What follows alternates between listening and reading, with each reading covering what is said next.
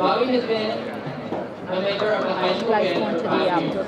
During his time, he was voted most outstanding percussionist, and he was also nominated to play at the Special Orange Bowl. He plans on attending Mary University to study nursing and participate in marching band. He would like to thank his parents Bob and Mary, Jesus, Joe Clarity, and God. And chicken breast. Boneless chicken breast. And Our next speaker is Emily Adams. bread. Emily is being escorted by salad. Adams. And we're She has having been a member of chocolate the cake high like school band for 5 years. Very good. She was voted most outstanding movement in 8th grade and has also been an honorary band member since 2010. She would like to major at Butler University in music performance. She would like to thank Mr. Waldron, Mrs. Doubleskate, Mrs. Rafferty, her friends, and also her family.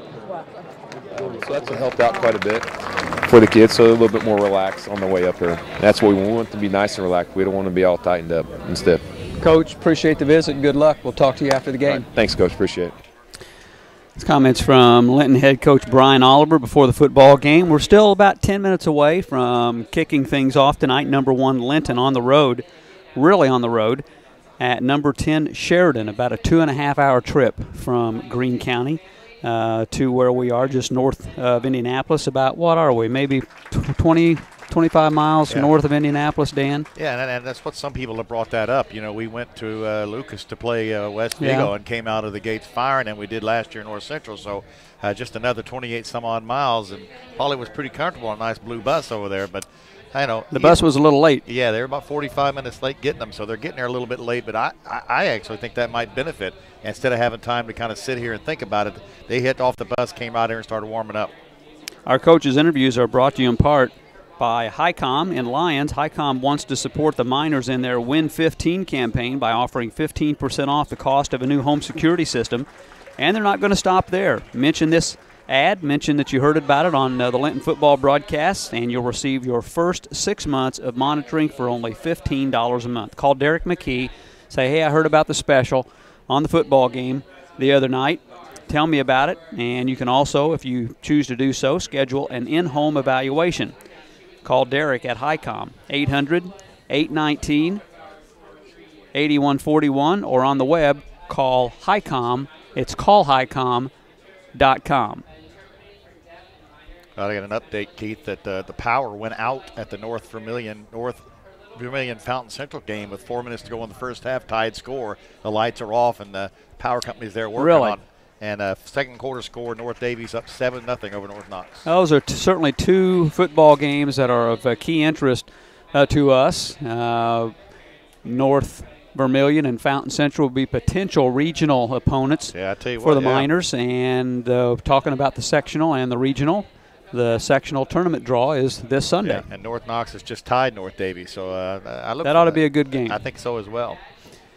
Again, we're at Sheridan, number 1, an undefeated Linton, 7-0 against number 10, 4-3 Sheridan. Their 3 losses have been to very, very quality opponents. I'm guessing that if Sheridan's schedule had been exactly the same as the Miners, we'd have 2 football teams coming in here undefeated at 7-0. And we're going to come back and we'll give you the starting lineups. First, a 2-minute timeout. This is a Media 5 sports production.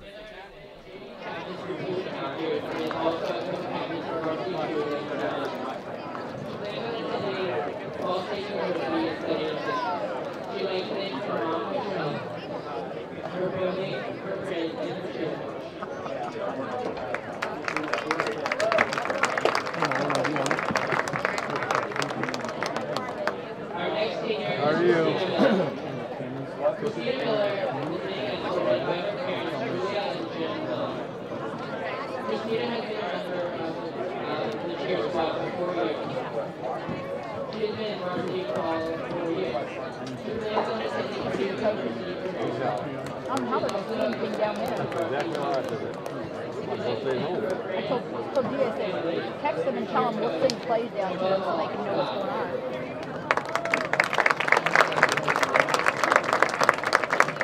Our next speaker is Andrew Miller. Andrew is being escorted by Phil and Carol Miller. Okay, what we were testing was a text message I just got from Ken. asked me to mute the microphones during the timeout to see if the audio still fluttered. It's not fluttering nearly as much. It still had a dropout and one flutter, but it's been doing better.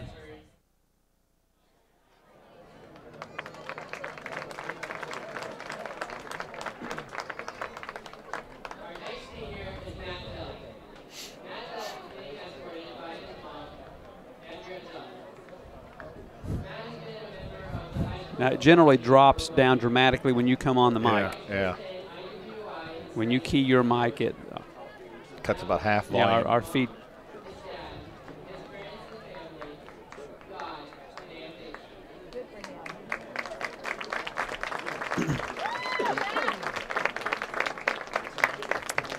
Well, it's homecoming here at Sheridan tonight, and they're having their homecoming festivities, it looks like, take place here as part of their pregame. They're bringing some of their queen candidates, or they're bringing some ladies out onto the track area here that encompasses the football field. Yeah, I think these are the seniors that they're introducing right now. They're not wearing prom dresses. No, they're wearing blue jeans and jackets and carrying flowers, but they're being escorted by football players. So apparently they're going to get that out of the way before the game starts, but it will not interfere with what we're doing. We'll tell you about the starting lineups that are brought to you, as always, by Midwest Natural Gas. Got gas? If not, you should. Natural gas has never been more plentiful than it is right now. So when you're ready to be comfortable, call Midwest Natural Gas at 384-4150. And as always, here with the starting lineups is Big D, Dan Phillips. And, of course, we start off with Austin Hoover. This is a heavy junior squad. 8 starters on the offense and 8 on defense are underclassmen, so they'll be tough next year. Hoover, 5'10", 180. He's got 1,564 yards. He accounts for 80% of the rushing yards of this Blackhawk team, and even more astonishing, he accounts for 72% of all the offensive yards on this team. So expect to see a lot of him. 21 touchdowns. The other ball carrier will be Garrett Chesney. He's a junior quarterback, 5'11", 170. He's carried it 50 times for 246. He has had a 100-yard rushing game, so he does have it in him. Passing is something that they just haven't done a whole lot. He's thrown the ball 64 times. Now, I say not a lot, but that's a lot more than what North Davies had thrown. He's completed only 36% of those passes, 4 interceptions, 3 TDs, 443 yards. When he does throw the ball, that's usually going to head towards Court Christie, and he's one of the singers, 6'3", 180 pounds. He's caught, looks like 6 passes for 164. Jacob Chesney, his brother, a sophomore, 5'9", 144, has caught 5 passes for 163. Should mention the fullback is Robert Sizemore, 6'1", 235. Coaches are raving about his blocking. Wingback is Matt Delph, a singer, 5'7", 155. Up front, Michael Burnell, Eric Nicholson, Alex Gibson is a youngster starting at center. Kent Hollingsworth and Jacob Eidson. I think I got that name backwards. Again, that's 4 juniors on that team. Defensively, Hoover's the guy again. He leads the team with 84 tackles. Here's a big stat we got to watch. Sacks. Austin Hoover has 9. Matt Delph has 4. Those are the 2 backers in that defensive end. Eidson, he has 8. That's something we haven't had this year, Keith. I think maybe one time we've had pressure, so going to have to watch that out. For the Miners, it's our normal starting lineup. Dane Rupska now with over 1,000 yards passing. He's hit on 54% of them, 12 touchdowns, 55 of 101. 4-headed attack rushing the ball. Austin Hale had his 3rd 100-yard game last week. He has 694, 9 touchdowns. Dane Rupska has 316 yards on 8 touchdowns. And you got Zane Hayden and Mitch Everhart with not as big a numbers, but they can threaten to break it on every play. All of these guys averaging to be almost 6 to 9 yards per carry. Defensively, I want to mention the Miners really going to have their work cut out for them tonight. Chase Herndon, Cody Van Winkle, the 2 linebackers, along with Dane Rupska. Trent Val and Paul Goodman at outside linebacker. Dylan Morris, Zach Rydell, our defensive ends with Indiana Miller. Tackles Wyatt Franklin and Zach Johnson. Defensive backfield, Mitch Everhart, Grant Stom, Zane Hayden, and I'm sure we'll see Curtis Cox and Grant Stom. They got 15 interceptions this year, and they're going to have to be able to run support, Keith. It's going to be huge to get what we did with Loneker. We've got to keep him at that line of scrimmage and not let he's going to get his yards. We just got to keep those long game breakers from happening. Well, the Miner defense has risen to the challenge each time this season when they've been posed with a highly touted running back. We've made a history on it. Last year we shut down a couple of them. Loneker was held on only about 69 yards, and he came in averaging 240, but we got two different beasts here. I think this is a team that they've run against the teams they've even beat. They've hit 150 yards at half last week against Tipton. So, you know, it's going to be physical up front. Their line is going to be very strong, and they're going to seal block, and it's going to be things that we haven't seen all year and how we respond to that. One of the key things I want to mention is, you know, you might lose the battle, but you can win the war. So don't let a single play get you down to where it affects the next play. We got to get that game out of our system last week, Keith. We cannot have the kind of mistakes in the red zone and the fumbles. Not that our listeners would know the difference, but I'm going to correct myself. They were actually, even though Sheridan's got another home game next week, I think they were having senior night tonight. I do too. They got them on the people who were being escorted on the track were the moms. Yeah. And that tells you what my age is, because I can look down there. It tells you not only about my age but my eyesight. And I can mistake some of the moms for being seniors, juniors or seniors in high that school. Long drive up here got you down. And, you know, something else to mention, Keith, we are a heavy senior-dominated team. 16 seniors. We have 6 juniors. They actually have 5 seniors on their team. So they are really, a lot of people think they are a year away from really being a state contender, but I think they're a state contender now. Well, our kickoff is sponsored by Bob's Swit City. Make sure you kick off your weekend with help from Bob's. Why cook when you can have your favorite pizza from Bob's, including their famous everything on it Farouk pizza with all the toppings, stromboli or other sandwiches, and, of course, plenty of specialty pizzas along with your favorite side items. Call 659-BOB. That's 659-2623. Mike and Amy will have it ready when you get there. Bob's Swit City, open at 4 o'clock every Wednesday through Sunday at the intersection in Swit City. Oh, the atmosphere is up, Keith.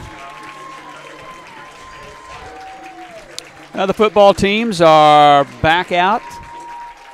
The captains will meet at the middle of the field.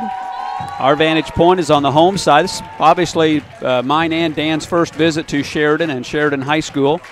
We're on the home side. I would say that the number of bleachers, there's some fireworks here before we get started. In the pregame, how about that? The home bleachers are about the same size and number as Linton, and visiting bleachers across the way for the minor fans, probably very similar to Roy Williams Field in Linton. Yeah, they're having a real nice fireworks display out here. You might be able to hear the popping and the sizzling in the background. Now, we are out in the middle of nowhere, too, Keith. This Sheridan is just in the middle of, jokingly, people were saying that you might not be able to tell who the fans were for because everybody would be wearing camouflage, because it's about the same situation. But, you know, when I drove into town, I was greeted by the great big water tower that said Sheridan football with the state championship. So that says something when you see that when you come into town. Well, they played for 4 straight Class 1A football titles just a few years ago, starting in 2005, going through 2008. They won 2 of those 4. They were runners-up in the other 2, of course. Knightstown and Ritter were the only teams that stopped them from having 4 straight state championship teams. A couple Zachary boys that were just a quarterback that was outstanding. And we came ever so close to seeing them, Keith, a couple of years there. And like Coach Wright said, we saw them in the 20s. I don't think either one of us were there. But I certainly wasn't. That 98 game, they had Chuck Henry at running back, and he taught us a lesson that night. Sheridan is in all black, black tops, black pants. They've got white numbers. They've got their names on the back of their jerseys in white. Their helmets are all white, nothing on the helmets, solid white like Penn State. They do have red belts. The school colors red, black, and white. The Miners, of course, are in their home whites. Not hard to see. White top with red pants and red numbers, the red helmets, and the Miners are going to receive, and they'll receive down to our left as we get things underway. You're listening to WQTY Linton. Zane Hayden is the deep man back. I don't know how to pronounce this kid's. It's like that Wood Memorial. Plu. He kicked a 41-yard field goal last week, Keith, so they got some power at the field goal kicker. They'll kick off from right to left. Nice crowd on hand and a good following of Linton fans across the way made the long trip up here. We are underway. Nice kick by Plu. It's going to be fielded by Hale at the 15. Goes to the far side of the field. He's got the 20, puts his head down and burrows his way across the 25. Out close to the 27-yard line. The Miners have it first. Brought down by Delph, number 33. Staying away from Hayden. That's a smart move. Both teams have great special teams, Hoover and Hayden and Eberhardt. Miners are going to start at their own 27-yard line. Rupska, the quarterback, senior's got wing backs, Eberhardt and Hayden. Running back is Hale, and the give is to Eberhardt. Tries the left side of the line. He gets to the 30, out across the 30. Gain of 4, maybe 5 on the play. Looks like they're going to give him the 32-yard line, so a nice run on 1st and 10. Yeah, get that first play under your belt to get a few yards out. Nice gain. 2nd and 5 coming up for the Miners, moving from left to right. No huddle offense. Bo Eaton is split wide to the near side. Out of the shotgun, Dane Rupska gives the football to Hale. He's hitting the backfield, and he's going to lose a couple of yards back to the 30. Now we got our first taste of Hoover. Hoover, all sorts of tackles, so many tackles for loss, and there's another one. The Sizemore kid that'll run at fullback once in a while for them was also in on the stop. Number 44. It's 3rd and 7 now for the Miners at the 30. Their own 30. Players look at their wristbands. Boy, Hoover was in there fast, too. That looks like a Linton defense, too. Rupska back to throw, looking short. He hits Bo Eaton at the 40. He got a first down. That's what Coach said in the pregame interview. We got to be able to hit those quick passes. They got to be on target. Dice on the tackle, number 13, and Cariapolis. I got both of them in one play.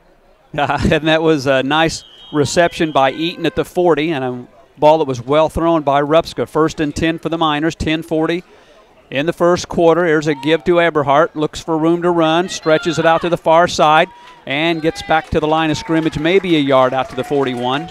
Nice form tackle out there by, I believe, Chesney, number 16.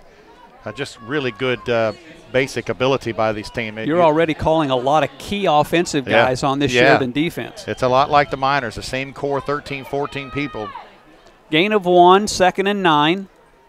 Man in motion is Hayden. He takes the football, has the corner. He's at the 45, he's at the 50. Breaks a tackle. He's in Sheridan territory and pushed out of bounds inside the 40, around the 38-yard line. Well, if we can get any kind of open space, we got the talented guys to do it. Zane got outside.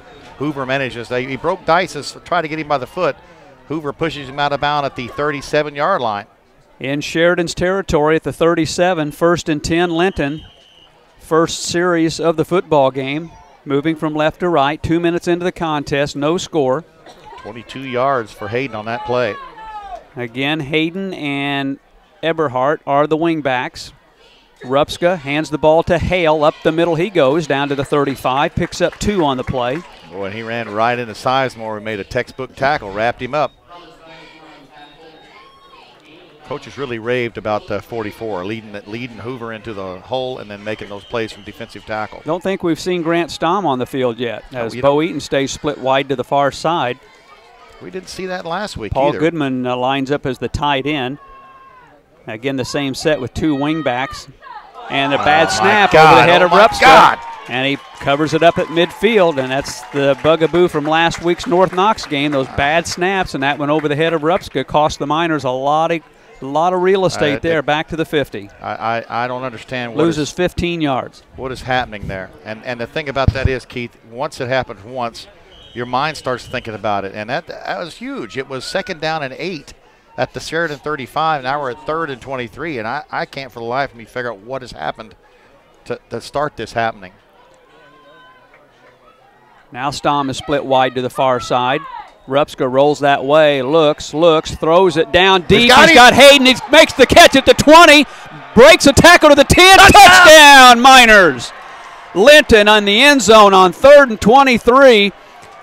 A 50-yard touchdown strike to Zane Hayden, and the Miners are on the board first. Hats off to the offensive line for keeping out the Sheridan rush. It looked like Sizemore was going to get there, and Hayden just got the corner pass put on the nose, and he outran him to the end zone. Humongous start for the Miner offense.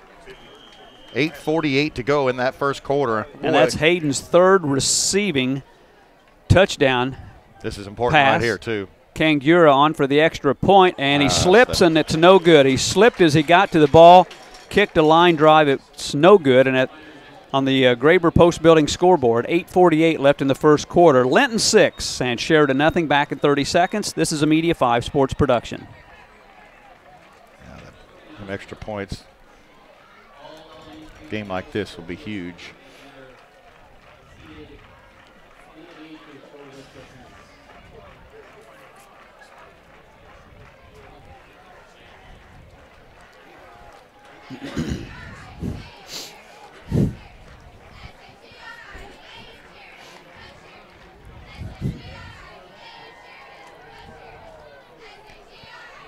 Our broadcast brought to you by Francis Jewel Box in downtown Linton. Make sure you design a class ring that represents you and your unique personality. Stop in Francis Jewel Box, 145 Main, your hometown jeweler, offering the best prices, the best service, and the best selection. For a limited time, select styles of white Lazen rings from Gold Lance, just $149.95 at Francis Jewel Box. 8 plays, 73 yards, 3 minutes and 12 seconds on that scoring drive.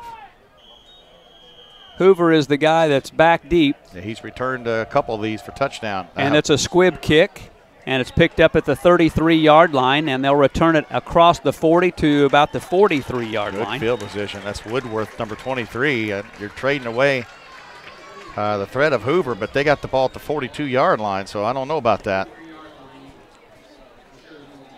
Sheridan's first plays, they have a junior quarterback and they have a junior stud running back. Garrett Chesney's the quarterback, and Austin Hoover is the tailback. Kid carries about 30 times a game. He's at 288 yards, over 300 yards. Going to be a big test. And the give is to Hoover. He puts his head down and he gets across the line of scrimmage. 1 or 2 yards on the play. He's going to carry out to the 45, so a gain of 2. 2nd and 8 coming up for Sheridan, moving from right to left. Well, he puts his head down, Keith. I had the binoculars on him, and he gets down low. Wyatt Franklin made the tackle, but really he got ran over. Minor defense was ready. They hit him at the line of scrimmage. Yeah. Couldn't bring him down. Chesney this time is over center. Receiver split wide to each side. There's a give and up to keeper by Chesney, and he's got a first down out across the 50 as he faked the handoff, and they've got a man down. Does Sheridan. He gets out to the 44-yard line, make it the 45-yard line of Linton, a gain of 10 on the play for Chesney, the quarterback, on a keeper. And he's had a 100-yard game, rushing game, so we can't forget about him. Van Winkle made the tackle. You could see we were all up all over Hoover. As soon as he got the ball, he was stacked, but Chesney kept it around the outside. Got a big first down. Bud Wright in his 48th season as the Sheridan head coach. Brian Oliver in his first season as a head coach at Linton. They've got a standard I formation. They give the ball to Hoover. He takes it over to the far side and runs out of bounds. He got across the 45 but stopped short of the 40-yard line. 2nd down coming up. Looks like Rupska and Goodman both out there. Down to the 43 is where the spot will be. Gain of 2. Clock stops on the out-of-bounds play.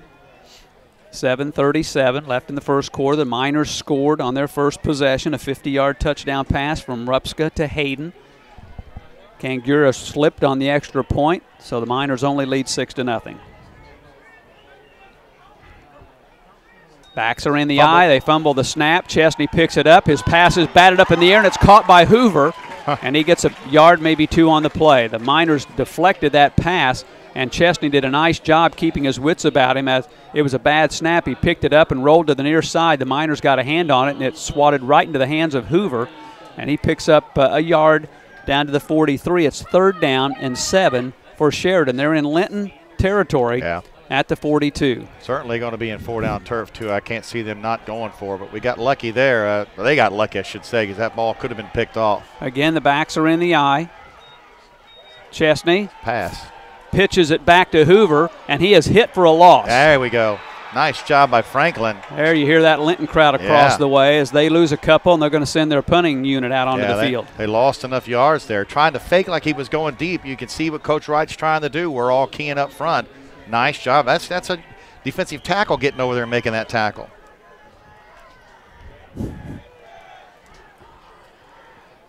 Chesney will punt. Amazing how many quarterbacks are punters. Bad snap. He scoops it up to him. Line drive kick, and the Miners will let it roll. And it's a nice Sheridan roll. It goes inside the 10 and finally touched dead all the way down to the 6-yard line. So the Miners have a long field. 1st and 10, leading 6-0 on the Graber Post Building scoreboard. Now here's where we've just got to get ourselves out of the shadow of our own goal line. Miners got a lot at stake here, being ranked number 1 in the state. They certainly want to defend that. And they want to make believers out of people all over the state, because there are still a lot of doubters about this Linton football team and football program north of Indianapolis. Rupska out of the shotgun, going to hand the football to Hale, and he may have gotten a yard. Not much running room up the middle. Nope. Now you see 34 getting up. That's Chesney, the younger brother, as well as 33, Delph, the other linebacker. Going to gain a yard out to the 7-yard line. 2nd and 9. The Miners are buried after a good punt by Sheridan. Deep on their end, moving from left to right. Out of the shotgun, Rupska. Going to hand the ball to Hale. He tries the left side of the line. More room to run. He scoots out close to the 15 before he's brought down. Handoff a little fuzzy there. The ball kind of moved around in Hale's hand, but he got awfully close to the first down. That would be very key for us to get this first down. 3rd and short coming up. Football at the 15-yard line. He's got a yard to go. 3rd and 1. Miners in their no-huddle offense. Rupska, see if he just keeps it. Well, he's not under center. Barking, they're changing the play here. On the audible. Man in motion is Eberhardt. Going to give the ball to Hale, and he didn't make it. He didn't get even close. Really good penetration by that quick line by Sheridan. They got through, and they push Hale back a yard. Back to the 14, and now the Miners will have to punt. Yeah, we'll have to punt pretty far back in our area. That'll give Sheridan a good field position. Again, Hoover is the guy back, and he's very dangerous. Need to kick this one to the side. Okay, kick it over to that open field. Rupska back to punt. He punted as many times last week as he had punted the previous 6 games. He gets the kick away. It's a line drive kick. Bounces at the 45. Hoover runs over to the far sideline, picks it up at his own 40-yard line, and is run out of bounds after gaining about 10 on the return. 4:21 left in the first quarter on the Graber Post Building scoreboard. Linton 6, Sheridan nothing. Don't forget, tune in after the game for the Bender Lumber post-game show. And speaking of Bender Lumber, stop in, no purchase necessary, and register to win that $1,000 in merchandise somebody is going to pick up. So Sheridan takes over at their own 49-yard line. They started their last drive at their own 43. 6-0 Linton. Number 1 against number 10. Miners undefeated at 7-0. Sheridan 4-3. Here's a handoff to Hoover. He tries the right side of the line. He gets out to midfield, and that's about it. A gain of 1. So far the Miners have been able to bottle him up fairly well. And really, it's Wyatt Franklin, the senior, number 58, is kind of winning that battle. We're going to give him no gain. Spot stays at the 49, 2nd and 10. And we're under 4 minutes left in this first quarter. 6-0 Linton. Sheridan in their black tops, black pants, white numbers. Stom is out playing quarterback. White helmet.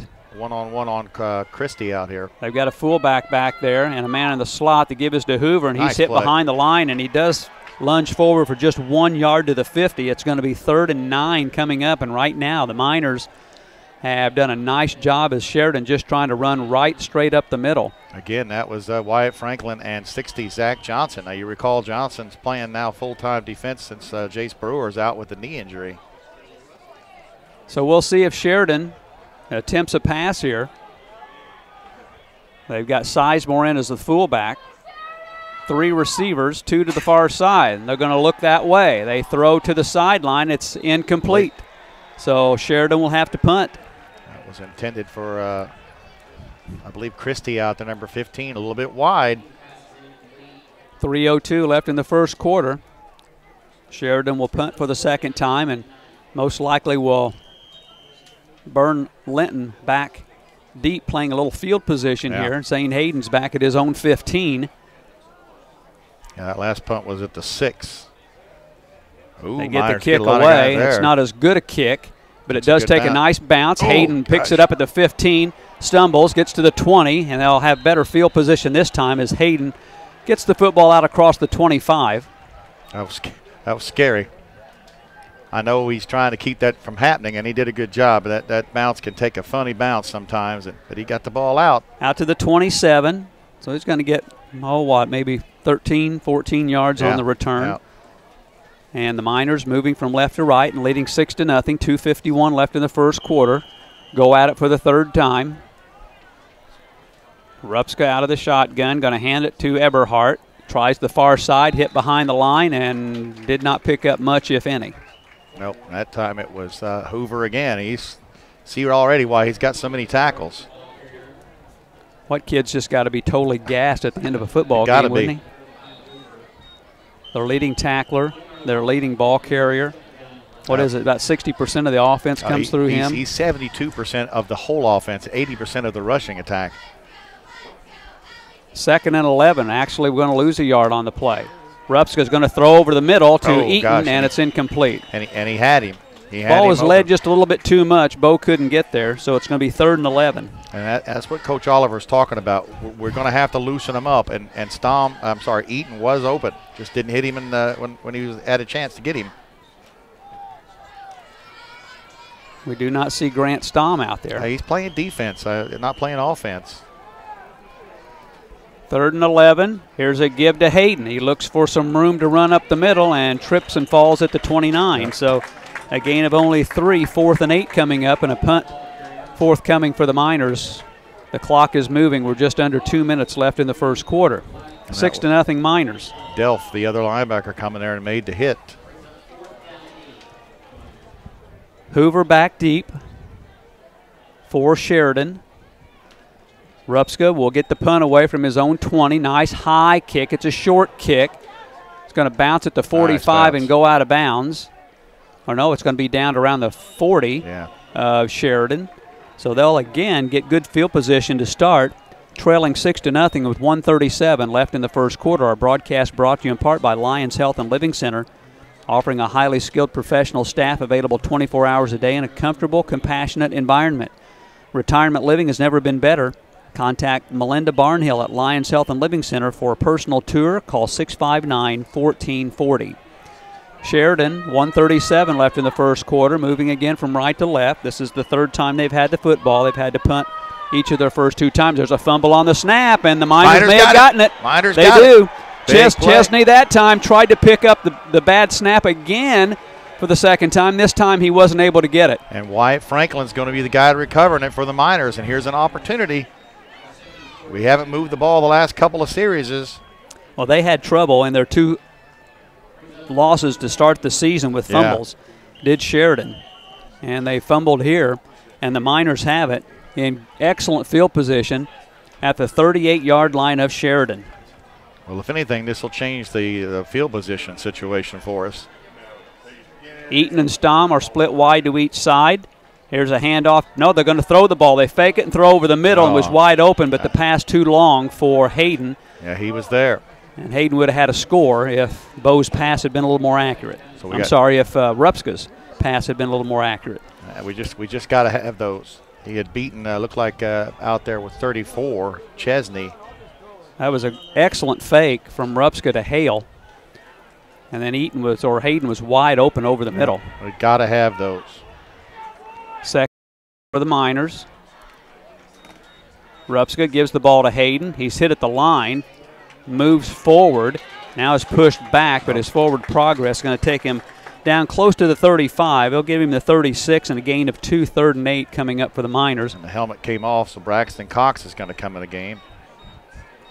Going to be tough to run up the middle tonight, Keith. Stom is now out there at the over by the Miner bench. And little low-lying smoke still left from those fireworks.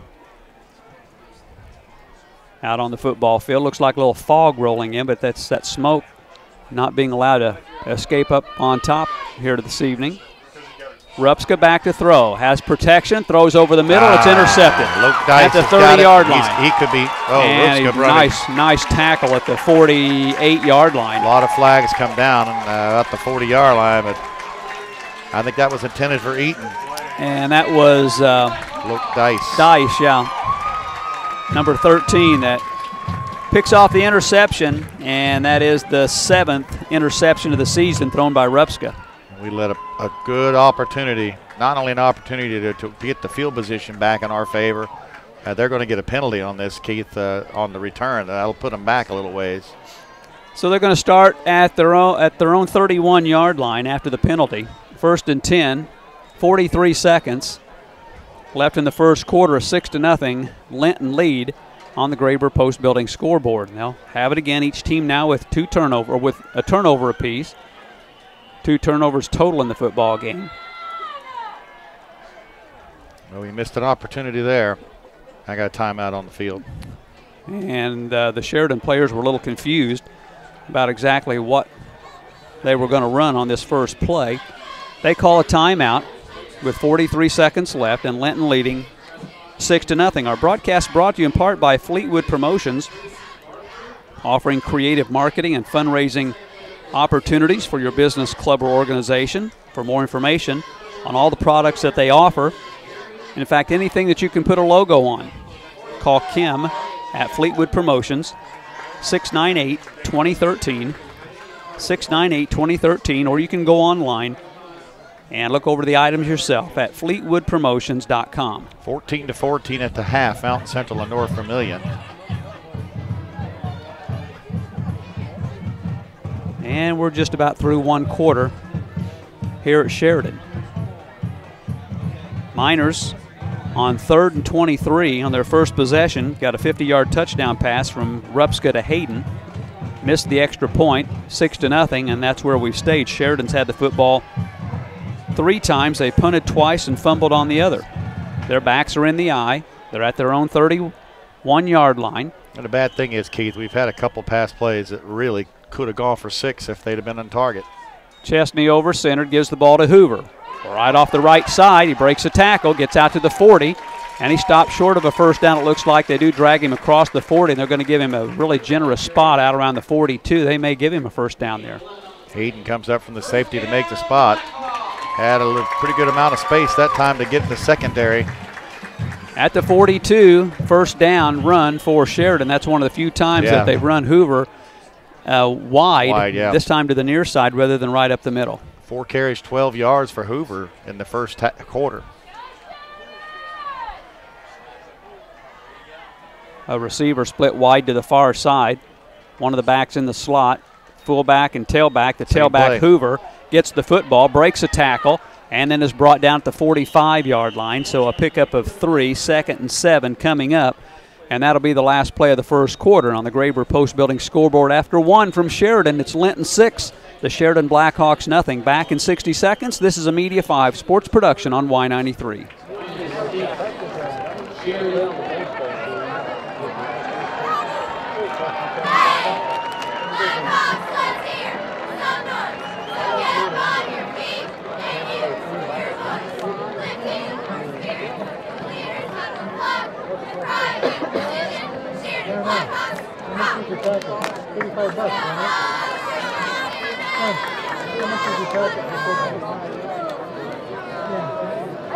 You're short than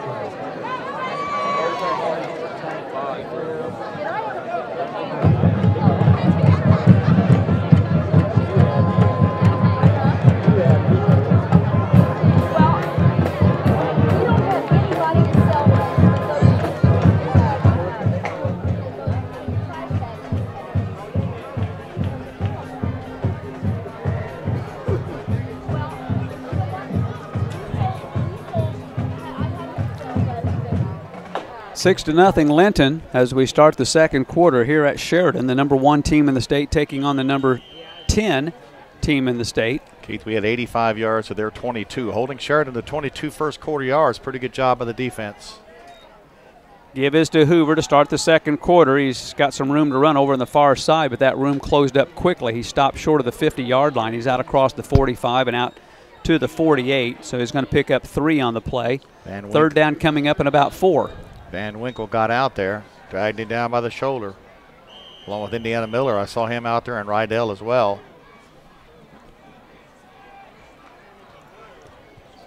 Big third down play. Court Christie, number 15, split wide to the far side. Backs are in the eye for Sheridan, 3rd and 4, big play. Give is to Hoover. He's trying to stretch it out. He's hit at the 50 and has a first down.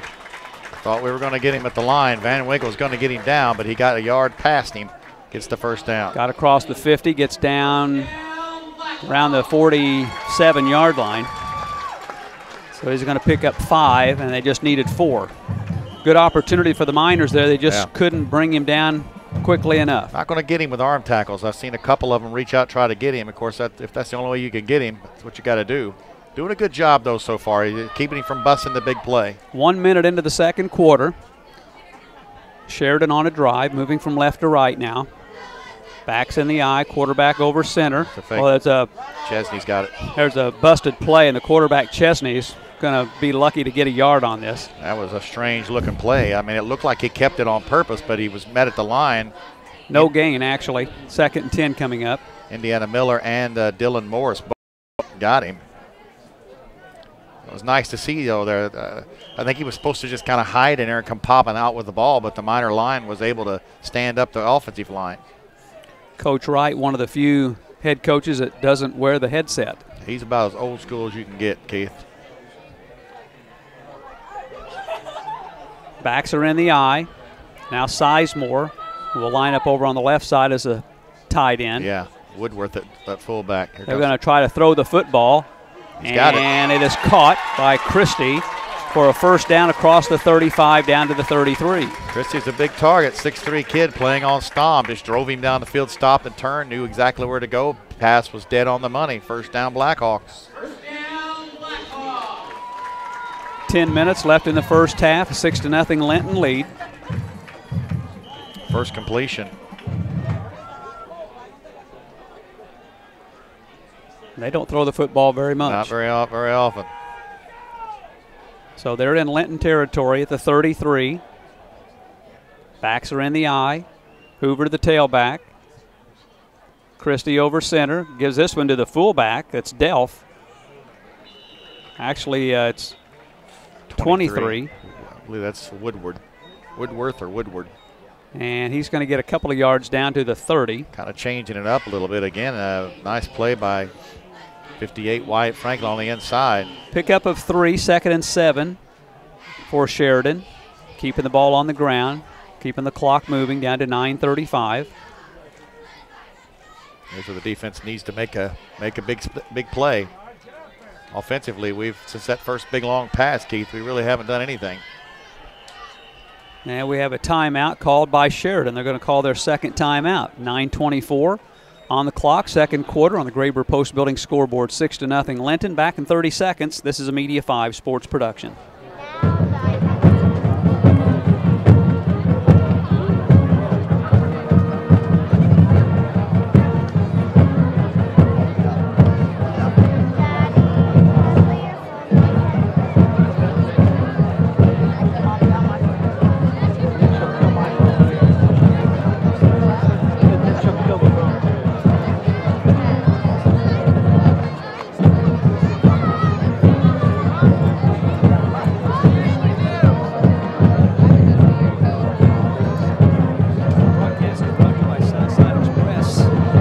Southside Express has everything you need when you're in a hurry or anytime.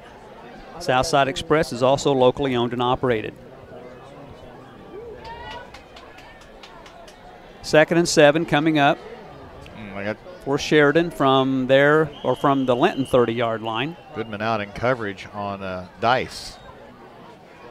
A handoff is to Woodworth, the fullback, up the middle. He gets across the 50, the 30, but not much more than that. Nice effort by the Miner front line. Indiana Miller, Trent Vowell, several Miners. Give him the 29, so a gain of just 1, and it's 3rd and 5 now coming up for Sheridan, which they're probably looking at going forward on 4th down if they don't pick it up here, but a huge play nonetheless for this Miner defense, hanging to a 6-0 lead. You'd like to make it 4th and long. Over center. They're going to throw the football. There's a fake. Now he's rolling to the near side. And they're going to. Oh, they just threw it away. There's a flag. There you go. Now, please don't tell me that's an boy, Bud Wright. That's the animated I've ever seen him. He is hot. That could be intentional grounding, although he was out of the pocket. Boy, look at Bud Wright giving Chesney the business. Well, he is. He is really upset with his junior quarterback right now for drawing that penalty. Oh, man. He's got his hat off right now, and he is really giving it to the young man. Giving him the business. See, now that's old school too, because you don't see that a whole lot anymore. Yeah. Well, when you've won as many state championships as he has, you can do that. I think we'll decline that penalty. Oh, you lose it down anyway, don't you? Yeah. So it's 4th down in a punting situation coming up, and Coach Wright is still going after his quarterback for making that mistake that cost his team a drive here. Christie's in the punt now. Boy, that's big. Boy, he just does get the kick away. It's a line drive kick. That's Hayden. dangerous. Get in the end zone. Get in the end zone. There you go. And it finally does roll into the end zone, and a nice move there by Hayden not to pick it up inside the 5. So the Miners will bring it out to the 20.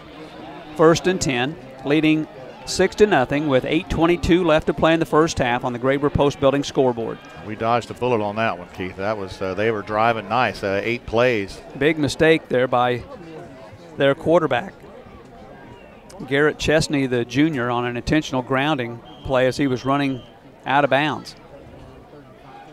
Miners moving from right to left. 1st and 10 from their 20. We need to get something going. And the Miners are moving too fast. I think Trent Vow, the tight end, jumping too soon. That's going to cost the Miners 5. 1st and 15 coming up from the 15. We definitely need to get out of here and get something together. Then since that first drive, Keith, we had a 10-yard pass play, we had a 22-yard run by Hayden, and the 50-yard touchdown pass to Hayden. Since then, we've been 3 and out and an interception. Hayden is in motion. Rupska rolls to the near side, throws it over the middle, caught at the 20 by Eberhardt. Yeah, I can't even tell who it is myself. You got it that time. And he gets out to the 30-yard line, close to a 1st down. That's the across the middle pass that we know that Bud Wright talking about trying to eliminate. They're not going to give us the 30-yard line. It's about a foot short, so it's we'll call it 2nd and 1.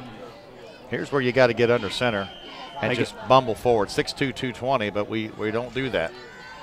Rupska out of the shotgun. He's going to keep it. There he gets a hole, has a 1st down, dodges a tackle to the 40, out to the near side and run out of bounds across the 45 out to the 47. We haven't seen Big Dane do that. He had a nice big hole, and he kind of cut back. Big hole out there, broke a tackle. Luke Dice really kind of saves a TD. Miners now up to the 47-yard line. Clock is stopped until the chains are set. Now it'll move. 7:40 left in the first half. 18-yard gain by Dane Rupska. Well, it'd be sweet to roll down this field and put 6 in the end zone. Out of the shotgun, Rupska rolls right up the middle again, puts his head down, gets to midfield, keeps pushing the pile forward. They still haven't brought him down. Finally at the 45 of Sheridan, and he took the pile with him 5 yards. Yes, he did. He was hit about 2 yards after he got the ball and just ducked his head, kept going. You like seeing that. 2nd and short coming up. Looked like Sizemore and Chesney, number 34 and 44 in there, but down to the 45 of Sheridan. Gain of 8 for Rupska. He's carried the football 2 straight times and has been pretty solid in doing so. Will we stay with it? No, he's going to pitch it back to Hale. Has some room to run, cuts it back into the middle. Move. He's across the 40, has a 1st down. He's finally tackled around the 35-yard line of Sheridan. Nice play out there. It looked like I was going to say if he kept outside, but he cut inside and got him some nice yards, brought down by going to give him 9 yards on the play. A 1st down for Austin Hale. 6:40 left in the first half. Miners leading 6-0. 1st and 10 in Sheridan territory. Stom splits wide to the near side. Everyone looking over at the sideline, getting the play. Stom one-on-one with Chesney out here in the near side. 2 wing backs, and the give is to one of them. Hayden looks for some room to run. He's got room to run. He cuts it in the middle. He's going to score. Touchdown, Zane Hayden. A 36-yard run. He's got both touchdowns in the football game. 1 rushing, 1 catching, and the Miners are up 12-0. Hayden had some nice room to run. He was very patient, waited for the blocks, and then he burst right through the hole and down into the end zone. Got a nice hole there, and he kind of rode his blockers and then saw the hole to the left. Boom, out that hole and went split the defenders. up the middle of the field, 36 yards, Zane Hayden. His 7th rushing touchdown, and the Miners will go for 2 with 6:16 left in the half. We need this 2-point conversion, but boy, that was a pretty drive, Keith. 5 plays, 80 yards, and that started with a penalty at our 20 to the 15, so we actually went 85 yards in just over 2 minutes. All right, the Miners trying to go for 2. Stom is split wide to the near side. Rupska over center. He bobbles the snap, and we still got it. The Miners, did they recover in the end zone? Didn't get in, though. It fails. Rupska fumbled, and it was picked up by Hale and didn't get in. On the Graber Post Building scoreboard, 6:16 left before halftime. Linton 12, Sheridan nothing. Back in 30 seconds. This is a Media 5 sports production.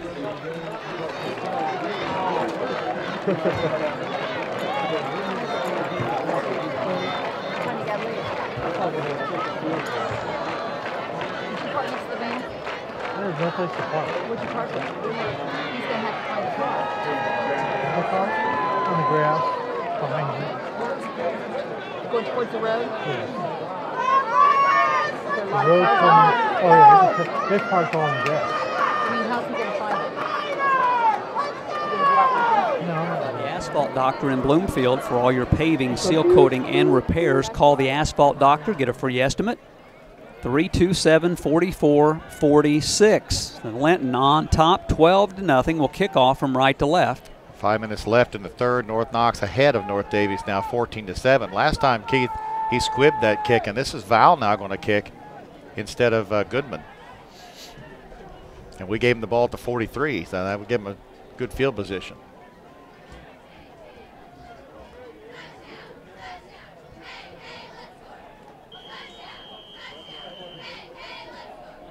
Here we go. Val will kick off. It's a little lob of a kick. And he fields the football at the 26 with his knee down. It was Delph. Oh, no, it was Dice. Yeah. Lock Dice. That's a unique first and second name. I'm glad Coach told me that one, as well as Kyriopoulos. We got a break there. Sheridan will take over at their own 26-yard line. That wound up being an excellent kick by Val. Yeah, they don't want to kick the ball to Hoover. There's no question about it. Just high enough to get it over the front couple of lines, and then when the kid fielded it, he was on the knee, and he was down automatically. Well, the defense just needs to keep them out of the end zone now. 2 receivers to the near side. The lone running back is Hoover. A pitch back to him. He's hitting the backfield, breaks a tackle, but they get him at the line of scrimmage anyway. Rupska, maybe losing a yard back to the 25. Yeah, it was Rydell that first got outside and pushed him inside. Then Rupska and Franklin wrap him up, drop him for a loss. You know what Coach Wright is thinking, and that was why he was getting after his quarterback as much as he was. He was thinking, instead of us keeping our drive going and tying this football game, we're getting ahead. Now we're down 2 scores. That was a drive killer for them, too, because that was a intentional grounding call. It would have been 4th and long. But it would have been doable. Yeah, they would have definitely gone for it. Instead, it was impossible. Right. A loss of down. That forced a punt. A loss of 1, 2nd and 11 for Sheridan. They've got backs in the eye. Sizemore's the fullback. The give is to Hoover. He tries to break it over to the far side, and he gets short yardage.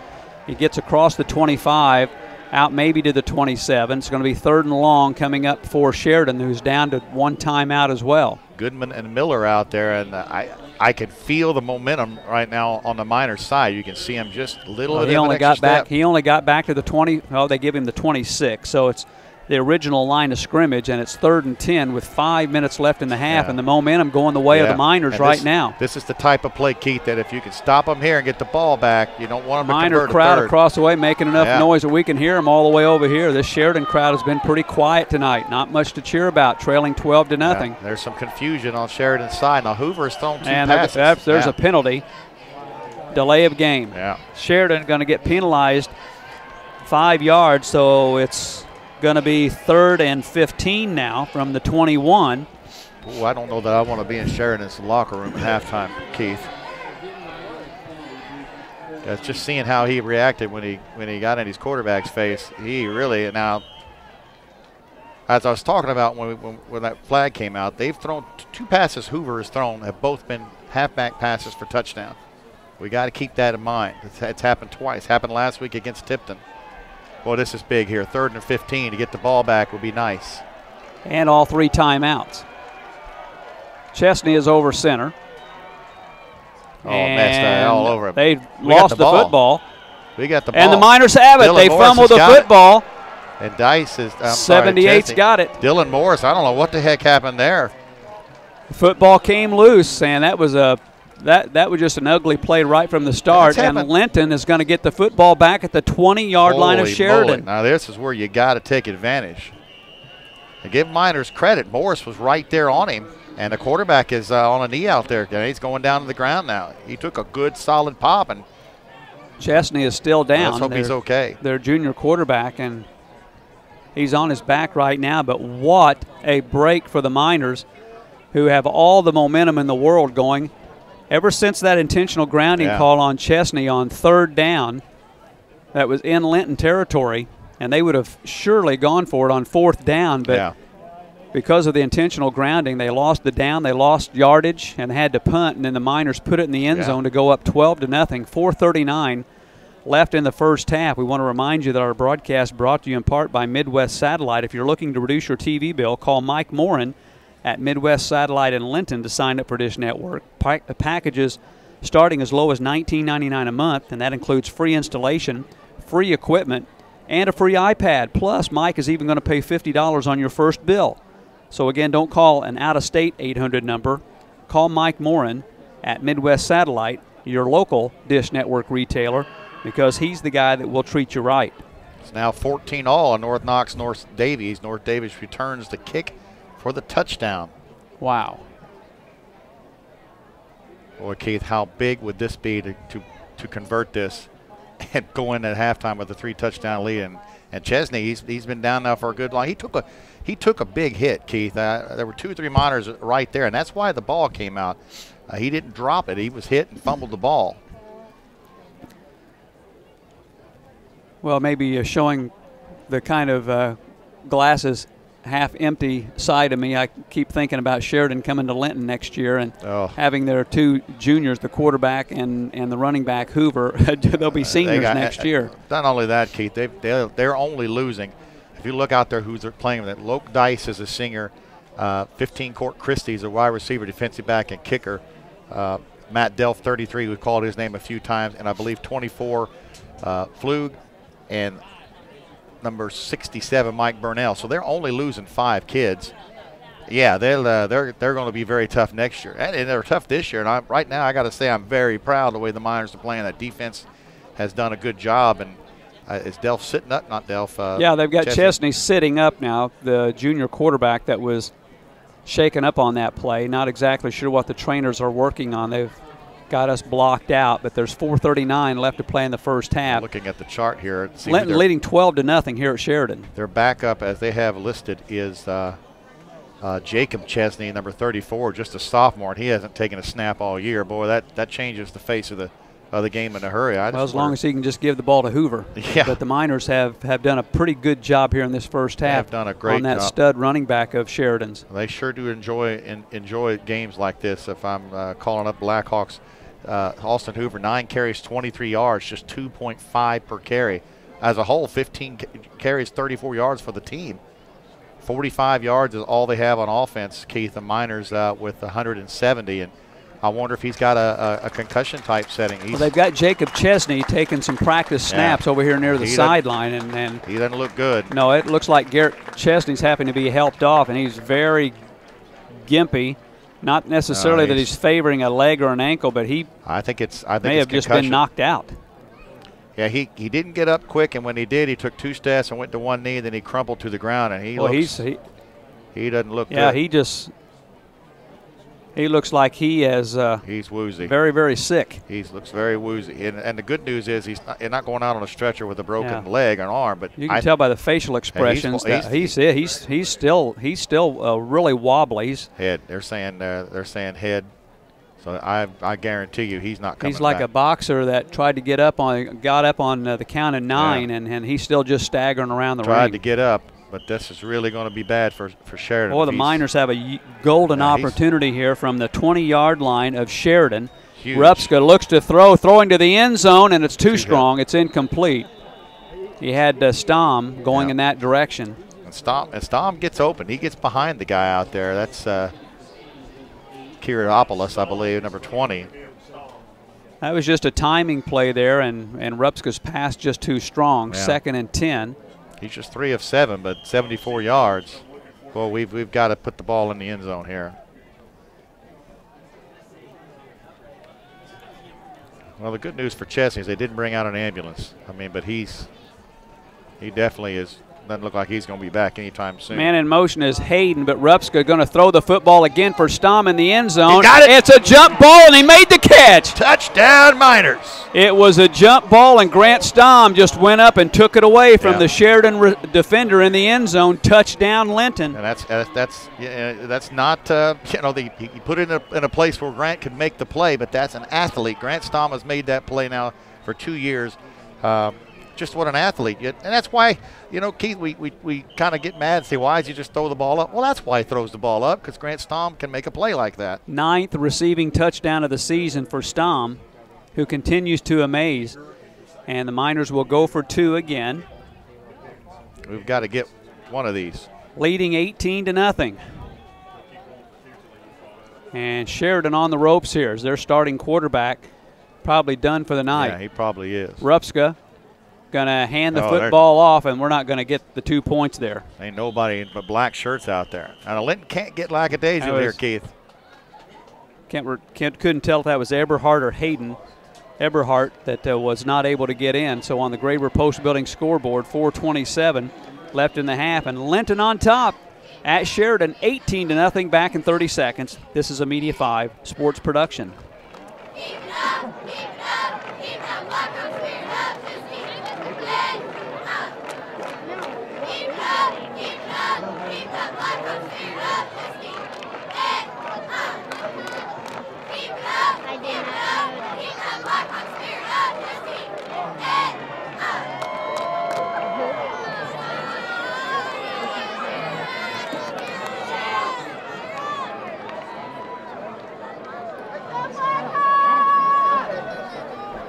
Well, right now things looking good for Linton, but got a whole half and 4:27 of this first half yet to be played. We'll have Coach Oliver, of course, after the game in the Bender Lumber post-game show. Long way to go. Tune in for that. Bender Lumber, Highway 54, serving all your building and repair needs. Goodman back to kick again now.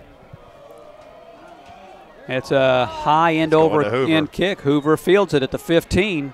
He's up the middle of the field to the 30, breaks a tackle out to the 40, still going out across the 40-yard line, out to the 42. You can see how dangerous he is. That's why they don't want to kick the ball to him, all the way out to the 42. Now, Sheridan, they are not going to roll over and go down easy, Keith. There's no way that's going to happen. Their offense has been 80% Hoover. So, I mean, their quarterback's out. Yes, that's going to be tough, but Hoover is still out there. Jacob Chesney, the sophomore, now is in at quarterback. Garrett Chesney, the junior, sophomore, shaken up. Yeah, that's a tough position for the sophomore to be in there. And I want people to remember that Linton is ahead 18-0, and the quarterback's been playing the whole time. So we were up to begin with. Backs in the eye, Sizemore the fullback, Hoover the tailback. The give is to Hoover, up the middle, puts his head down and gets nothing. Wow, nice job by that Miner defensive line. Just a bunch of guys right there, Rydell, Morris, Franklin. Now, we'll say this. When you got a sophomore quarterback in the game that's not played quarterback all year, it's going to lax your defense a tad bit on that pass. You're really not going to be worried. We got a holding penalty against. Well, they lost a yard on the play. I didn't see the penalty, but looks like a holding. Did we decline? Illegal procedure. So that didn't even count. Yeah. So a loss of 5 anyway. So the play doesn't even count. I'd have preferred that play to count, Keith. So back to the 37-yard line, 1st and 15. Yeah, that would have been good to just have 2nd and 11. They ended up losing about 2 yards anyway. Jacob Chesney, the quarterback, filling in here. Pitches it back to Hoover, looks to the near side, has a blocker, gets out to the 40, stays inbound, on his feet, and has a first down as the Miners have to tackle him forward across the 50. And all the way down to the 47 of Linton. Van Winkle tracked him down, but you can't let up your intensity, guys. You're up 18-0. You cannot let Sheridan march down this field and put points on the board going into halftime. they're going to get the ball first to start the second half. Actually, they're going to give him all the way down to the 46-yard line of Linton. 3:40 left in the half. Sheridan with 1 timeout left. 17-yard gain on that play. 1st and 10. 3 receivers set, 2 to the far side, backs in the eye. The pitch backs to Hoover. He's going to try the far side.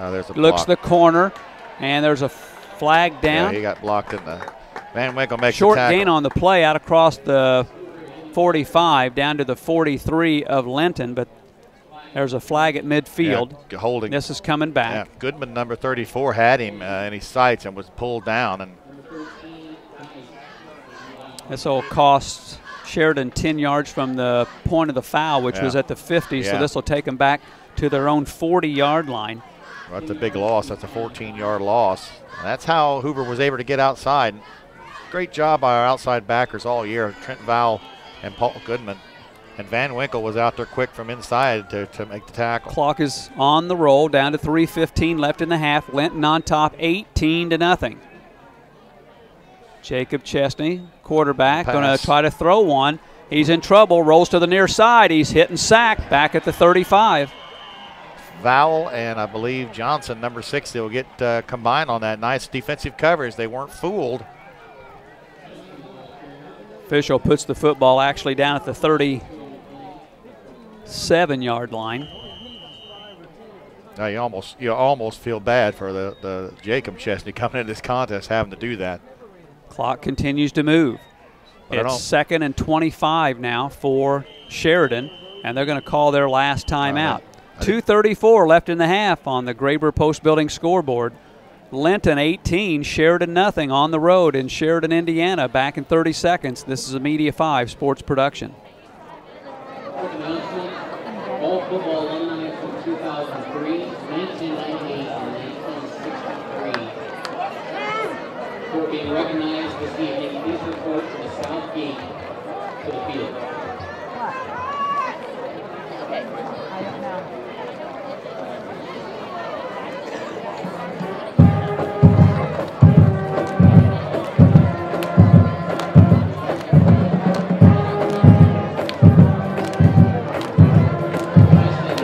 Coaches before this game admitted that they were going to learn some things about their football teams tonight, and I'm not sure what they've learned yet, but I think some folks from north of Indianapolis have learned about this minor football team that they're for real. I believe you're right. I mean, defense has really been the surprising thing, and that's one of the things that Coach Oliver said that's what he wanted to learn about was his defense, and done a great job. I hate to see their quarterback go out with the injury because that's what people are going to focus on is that he's not out there. Coach Wright having to hustle to get off the field. He was in the huddle during that timeout. 2nd and 25 for Sheridan. Hoover, the lone guy in the backfield. Chesney over center. Oh, that's a busted play, and so it's on the ground, and I think Sheridan got it back this time, though. They fumbled twice already. Rupska was right there, but I tell you what, I had the binoculars right in that play, folks, and what it is there are 4 or 5 minors. What the officials are all tired. Timeout Linton now as the Miners have Sheridan backed up 3rd and 27 with 2:20 left in the half, and Coach Oliver playing clock management here, and a nice timeout by the Miners to try to get this football back and get another score and really throw a dagger in this Sheridan football team before they go into the locker rooms. 2:20 left in the first half, and Coach Wright is really unhappy. He's got the hat off again going at his offense. Well, they're closed right now, or I assume they're closed. They normally close around 8 o'clock, Bob Swit City, but they'll be open at 4 o'clock tomorrow, so make sure you give them a call. Start your Saturday evening off with your favorite pizzas from Bob's. They've got specials every day. Ask Mike or Amy about the everyday specials, and every Thursday is $10 Thursday, which means a 14-inch pizza with any number of toppings, just $10 every Thursday at Bob's Swit City. 21-13 North Knox, and that back topsy-turvy. I haven't heard much about the North Vermilion game. I know it was tied 14-all. Power went off. Wow. Yeah. Backs are in the eye for Sheridan. Out of the shotgun, the give is to Hoover. He lost yardage. Wow, look Miners at that. were right back there at the 30-yard line. Oh, I think Indiana Miller was one of those. Let's see, 74 Indiana Miller was right in there. He almost took that handoff. Well, you know Coach Wright is going to really be upset with his offensive line. They lost yards on 3 of the last plays, and Linton still has time to do something. They've lost back to the 31-yard line. Linton calls it second timeout. Hey, you know what? Chesney was the punter. Of course, Christie punted that last one, number 15. But the Miners still have a timeout left. They'll get the football back with a couple of minutes left in the first half, and all the momentum on their side. Yeah. How huge would a touchdown be here, Dan? Gigantic. Go into the locker room. I would have never dreamed keeping Sheridan out of the end zone this first. Well, let's just start by fielding the punt. Yeah, okay. Let me don't say nothing about that. You're correct. But just an outstanding job by the Miner defense so far, and the offense has not moved it really super great, but gosh, they're going to have some decent numbers. 85-yard drive, and Zane Hayden has made 2 great plays himself, and Stamm making a nice catch.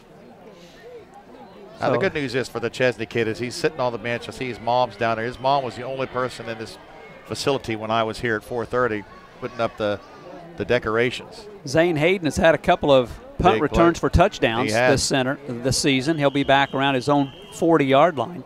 Christie will kick it away. Well, they don't want to kick it to Hayden. Oh, Gentry's right Christie there. Almost got it. And the kick is going to hit at the 50, take a Sheridan roll down to the 41-yard line. So the Miners have decent field position at their own 41 with 2:13 left in the first half. Yeah. Leading 18-0. Avery Gentry was just about a foot away from getting there. Miners at their own 41. 1 timeout and 2:13 on the clock. No, you got to feel proud about the way the line has worked. Hard-fought contest as you knew it was going to be, and it's by no means over. We still have 2 quarters to go. Coach Wright and his staff will undoubtedly halftime be looking at things to do. Eberhardt in the slot. Stamm split wide, rolling to the near side is Rupska, looking short and caught by Eberhardt at the 50, just short of a first down. Boy, he had all sorts of green, and if he'd have put that one a little bit up on the numbers, Eberhardt had some green too. 2 minutes left. Clock is moving. 2nd and 1 for the Miners, just short of midfield. And that's one of those plays that another yard down the field, the clock stops. Double wing formation. Man in motion is Hayden. Rupska is going to give the ball to Hale. He's got a first down, breaks a tackle. He's at the 40, keeps his feet moving. Going to get down close to the 35 before he's finally brought down at the 36. 1st and 10 at the Sheridan 36 with a minute 35 left. Sizemore tries to bring him down, and Hale just keeps on churning now. Hale now, I believe, 7 carries, 31 yards for the Miners. In Sheridan territory, out of the shotgun, Rupska rolls to the. He dropped the football and fell down on it at the 41. So the Miners lose 5. Clock continues to roll. It's down to 1:20. The Miners with a timeout left. 2nd and long coming up. Rolled back. There was going to pass and slipped on the surface and went down on his knee. Stamm split wide to the near side. In motion is Hayden. Rupska back to pass. Throws it short. It's caught. At the 35, Hale to the 30, to the near side. At the 25, breaks a tackle, gets down to the 20, first down with a minute to play. On the short pass, catch and run by Austin Hale. Delph on the tackle, 33. Rupska took a shot when he got rid of that ball. Clock will stop for the chains to reset. 58 seconds left in the half at the 20-yard line of Sheridan. Miners run the no huddle all the time anyway. Rupska pushed his team up to the line.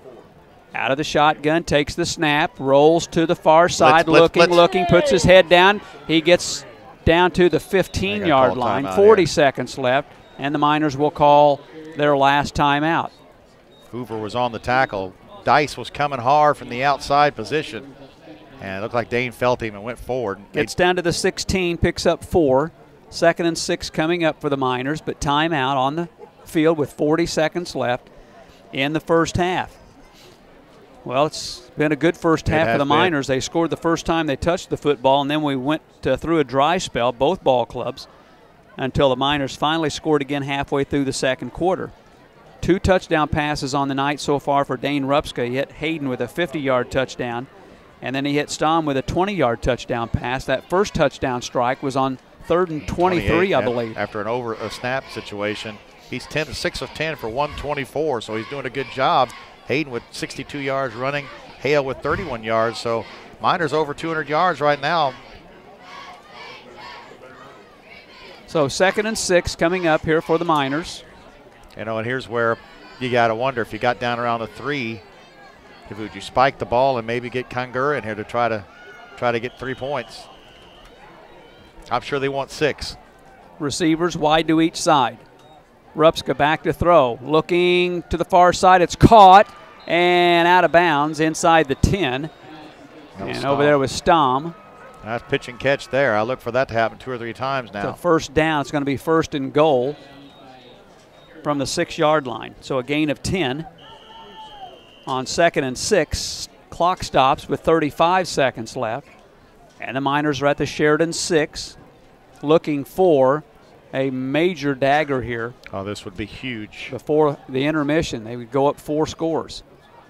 Rupska looks, has protection, throws it short. It's caught, and a touchdown on the play. Austin Hale with the catch and run. He caught it inside the 5 and then carried it into the end zone. The Miners go up 24-0. Holy cow, did anybody really see that score flashing across your screen? That was a 7-play drive, just took over 2 minutes and 2 seconds, 59 yards. Hale's 2nd receiving touchdown of the season.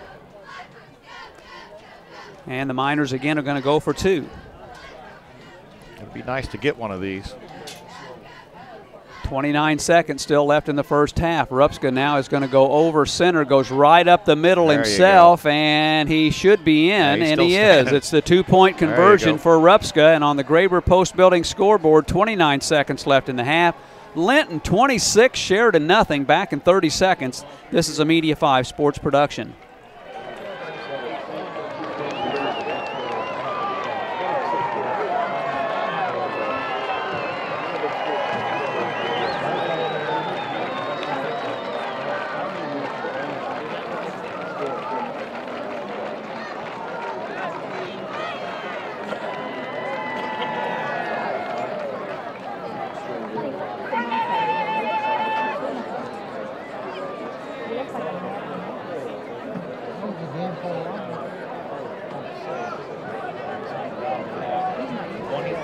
To nothing with 29 seconds to go, and just have seemingly taken over all the momentum, have controlled the line of scrimmage the last few times, and I know across the state, Keith, this has got to be a surprise to people. There's no way it can't be.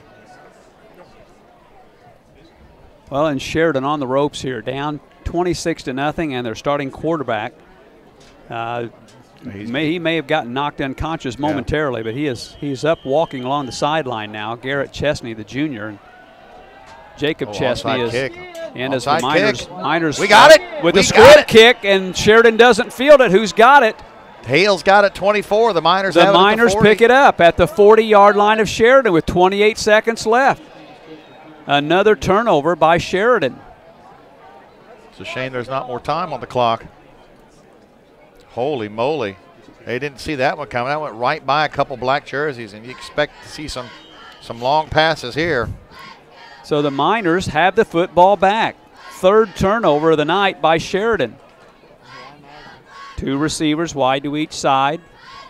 Eaton to the near side. Stom over to the right. Back to passes. Rupska throwing deep for Stom, and it's too strong. Oh, look how wide open Stom is. He was 5 yards behind the DB back there, but again, Rupska just put too much air under it. And 2nd and 10 with 23 seconds left. Boy, that Stom, when he put on the gases, he went from being nose to nose with Kariopoulos to about 10 yards ahead of him. I know Dane's trying not to underthrow it because that's how passes get picked. But just a little bit more air, and that one was 6 right there. 26-0 Linton with the football back on the onside kick. I don't think it was really a planned onside kick, just a squib to keep the ball away from Hoover, and nobody fielded it for Sheridan. They sure didn't. Oh, we got back Bo to Eaton. Passes Eaton. He's throwing deep, and it's incomplete. He threw it over the middle, and the intended receiver cut to the end zone. It was Eberhardt who was out there. Rupska's longer passes have been way too hard, too strong. So Coach Oliver brings Eaton in at quarterback. Scott Stom split wide to the near side. Yeah, we don't have a timeout. And so Eberhard is over as one of the wing backs. Miners are out of timeouts. Back to pass. Eaton throws it up high, caught by Stom, and then dropped. It'll be incomplete. So it's 4th down with 13 seconds left. I don't know that I'd call that a drop. He had to jump up pretty good to get that. Delph put the hit on him, number 33. So Stom did everything he could to bring that one in. Would have been the last play of the half, most likely, unless the Miners could have gotten to the line quickly to spike the ball. Yeah, we want to burn this 13 seconds because we don't want to give them the ball back. 4th and 10, and the Miners will go for it. We got Stom split wide to the far side. Double wing formation. Here's Eaton rolling to the near side. He's going to throw it down the middle. It's batted up at the end, intercepted by Christie at the 20. All right, I got to bring him down. 5 seconds left. The Miners will get him out of bounds. And 2 seconds left. Oh, I thought a flag was coming there. Officials, the crowd unhappy. Some hitting on the sideline. Maybe a tackle out of bounds, but that's not going to happen. So Christie intercepts Bo Eaton. Eaton intercepted for the first time. And actually, I don't know that it was the tackle. It was some extra couple of hits on the sideline. Again, I don't know who that was intended for. It looked like it could have been either Hayden or Eberhard. But Sheridan gets the football at their own 31-yard line for the last play of the first half. Their backs are in the eye. And Chesney will take a knee and end the first half. And on the Graber Post Building scoreboard at the half, you can hear that Linton Miner crowd across the way. Their bleachers about 75% full, and they applaud a 26-0 lead at the intermission. I'm Keith Dodds along with Dan Phillips. You're listening to WQTY Linton Miners football on Y93 and WQTYradio.com, produced by Media 5 Sports. Back after a 3-minute timeout.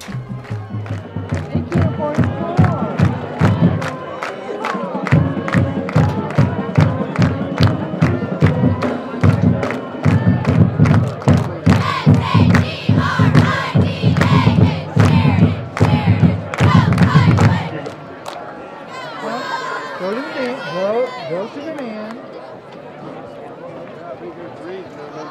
Jeremy, go to the man and walk towards back.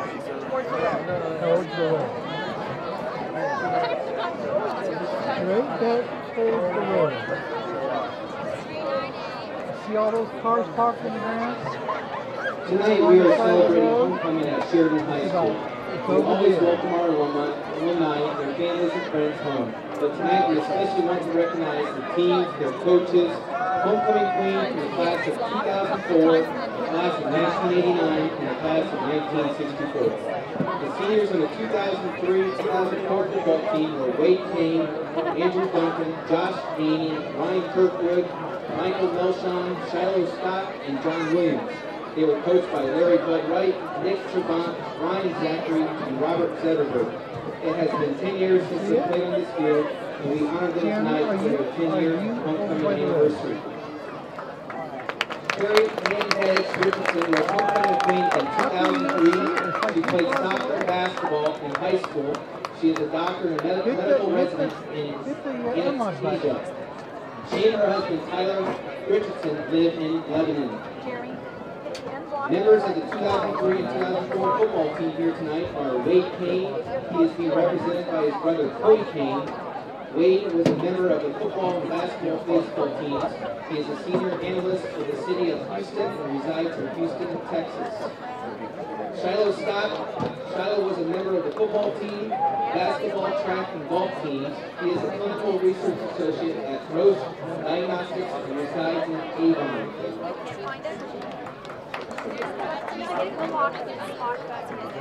25 years ago, the 1988 and 1989 football team had a 14-0 record and won an Indiana State Championship football title. They defeated Bremen at the state finals with a score of 59-0. The seniors on this state championship team were John Hartman, Steve Bragg, Chris Christie, Tony Delp, Jeff Dickerson, Jared Fennell, Todd Harris, Bill Kellum, Randy Massengill, Brett Hartlow, Dale Robertson, Brad Shields, Harley Sims, Scott Thompson, and Brad Urban. Coaching the team to the championship was our own Larry Wright and Shane Clark, Tom Cox, Mike Silver, and Dave Irvin as assistant coaches. Here tonight, Tina Alexander Kitchell, the homecoming queen. She was a 2-year member. 6-0 lead for the Linton Miners at the half. Undefeated, ranked number 1, taking on 4-3 number 10 Sheridan. And I don't think anybody thought it would be 26-0 one way or the other in this football game. And for the Linton Miner fans who are here and listening back home, they're certainly glad it's in their favor, as we're joined by Darren Clayton at halftime with a look at the stats. Boy, Darren, and you know, the Miners got up here late from the bus ride. A little bit of a concern on a little bit of that, but first drive was a key. Came down the field and scored, and what a great job the defense has done as well.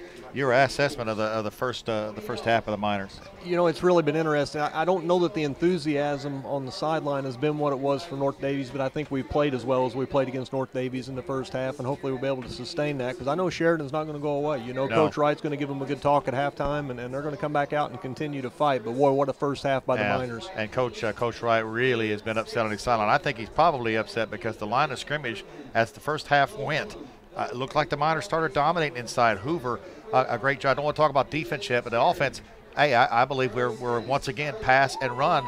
We're doing a great job of mixing things up. Yeah, we really are. 108 yards through the ground, and that's kind of hampered a little bit by another, snap there. But overall, the Miners doing a great job on the ground. 108 yards, led by Zane Hayden, 4 carries, 63 yards. Austin Hale, 7 for 32. Dane Rupska, 4 big carries for 24 that last drive there. And the Miners 108 again on the ground.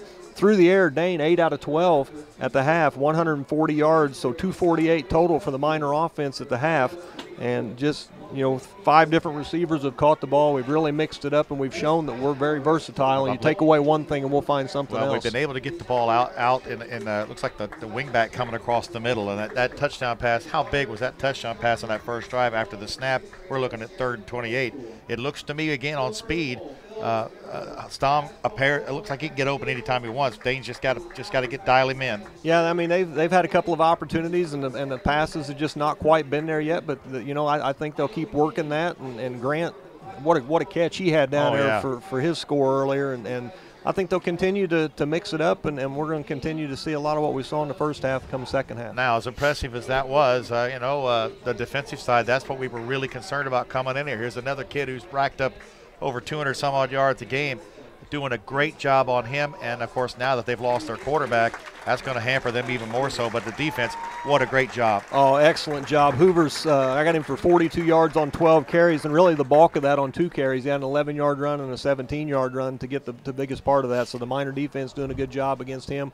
Really, when he tries to come wide, they're doing a nice job of spreading it out for the most part. When he goes up the middle, the interior linemen are right there doing their job, and to hold him to 42 at half is a great accomplishment. They've got 44 total on the ground here at the half, so they're not getting much out of anybody else. And then through the air, they've thrown 4 times. 3 have been completed, but just for 17 yards, so 61 yards of offense for the Blackhawks. And who would have thought that? I mean, but we should know, because the Miners have done a great job. We got a second half to go.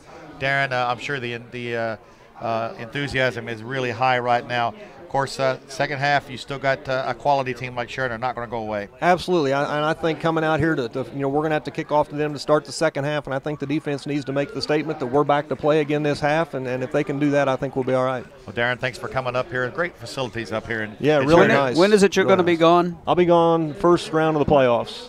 Okay. So I'll miss the first game of the playoffs. But you're hoping we draw Wood Memorial or something. Yeah, some long travel trip that I don't have to worry about. Well, we'll see you after the contest. Now, how about them fireworks? That's a nice way to start tonight. I like it. We should start doing that ourselves. Thanks a lot, Darren. Thanks, guys. That's Darren Clayton with a look at the stats. And at the half, good stats for the Miners. And the biggest stat of all, 26-0 on the Graber Post Building scoreboard. Linton on top.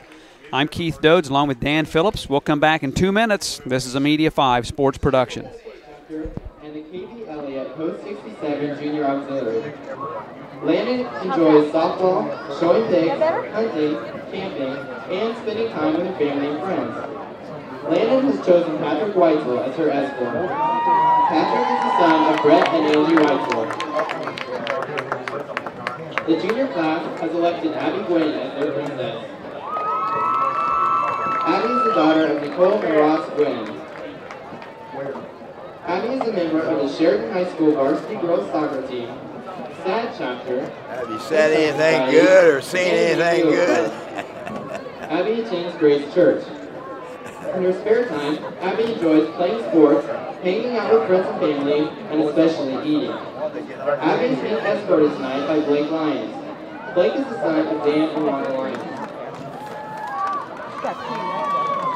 Gabriella McDonald is our first senior queen candidate.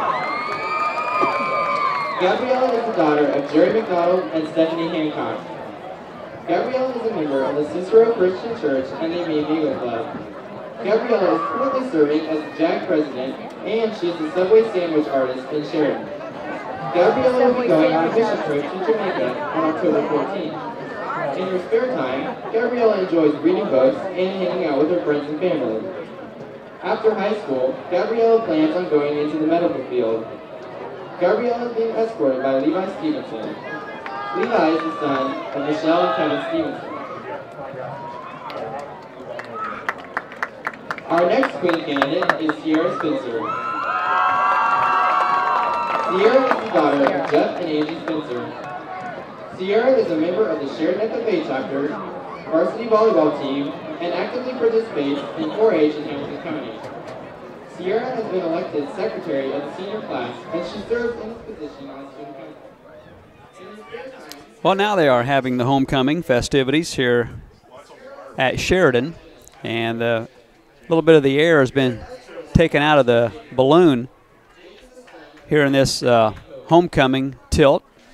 A nice big crowd here at Sheridan, and the field is Bud Wright Field, named after the current head coach. So that's quite an accomplishment. Yeah. We touched upon that at the top of the broadcast. The guy is still coaching, and they've named the stadium after him already. But a big first half for the Linton Miners, and they've taken advantage of 2 of the 3 turnovers that Sheridan has made. They fumbled the ball twice. The Miners have taken advantage. They took advantage of at least one of those. They got a score after one of the turnovers. And then that squib kick with just a few seconds left in the half that Sheridan failed to cover, and the Miners got the football back but could not punch one into the end zone.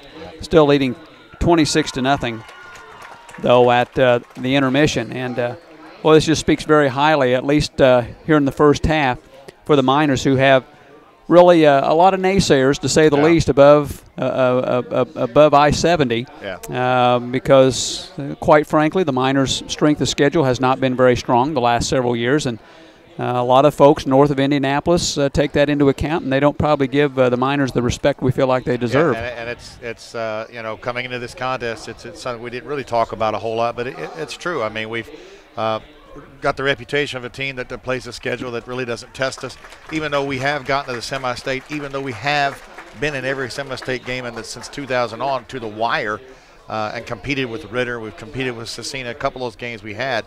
So I don't buy that the strength of schedule hurt us. I think we competed very well in those games, but until we win something like that, Sheridan's one of those teams that is respected all across the state.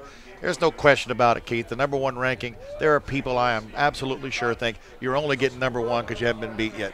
That's the only reason why. You're not as good as Winnemac. You're not as good as Sheridan. You're not as good as these teams. So coming up here was I was nervous about it because we almost have to blow Sheridan out to get any kind of respect up here. And now what we're going to hear is that their quarterback is out, and that affected them. We were ahead 18-0 when he went out. We're winning the contest. We're playing hard.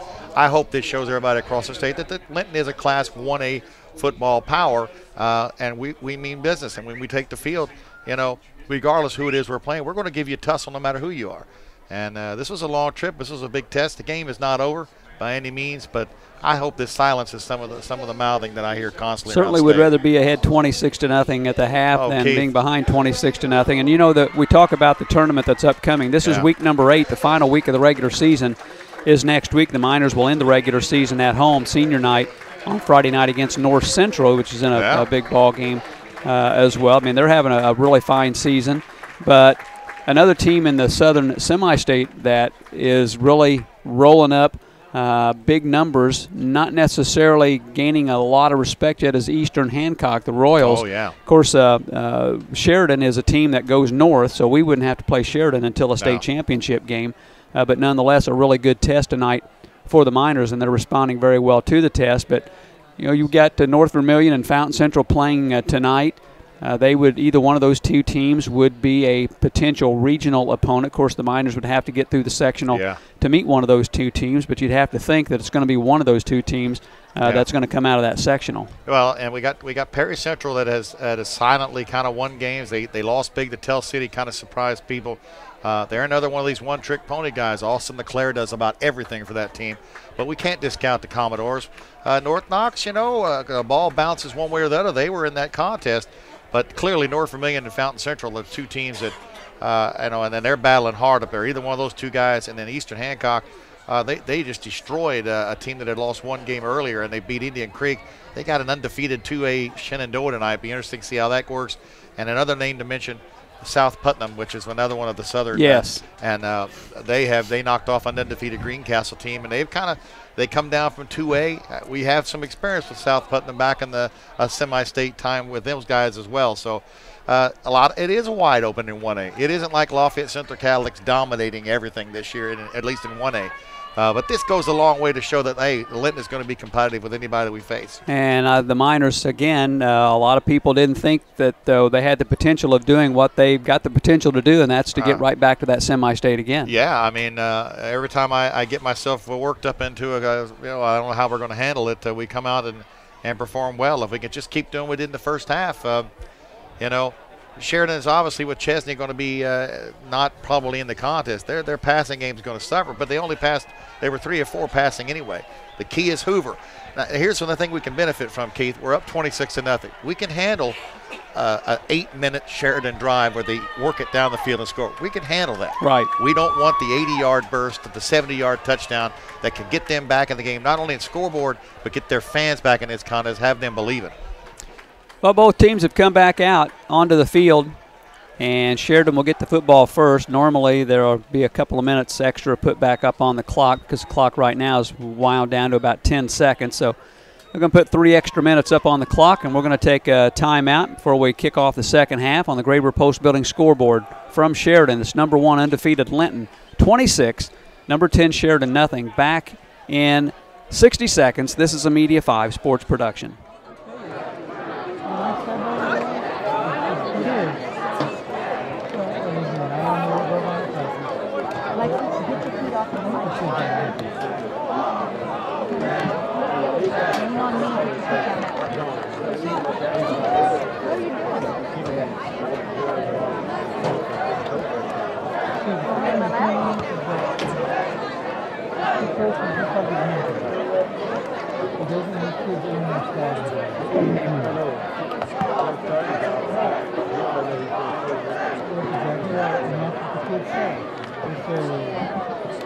It's real.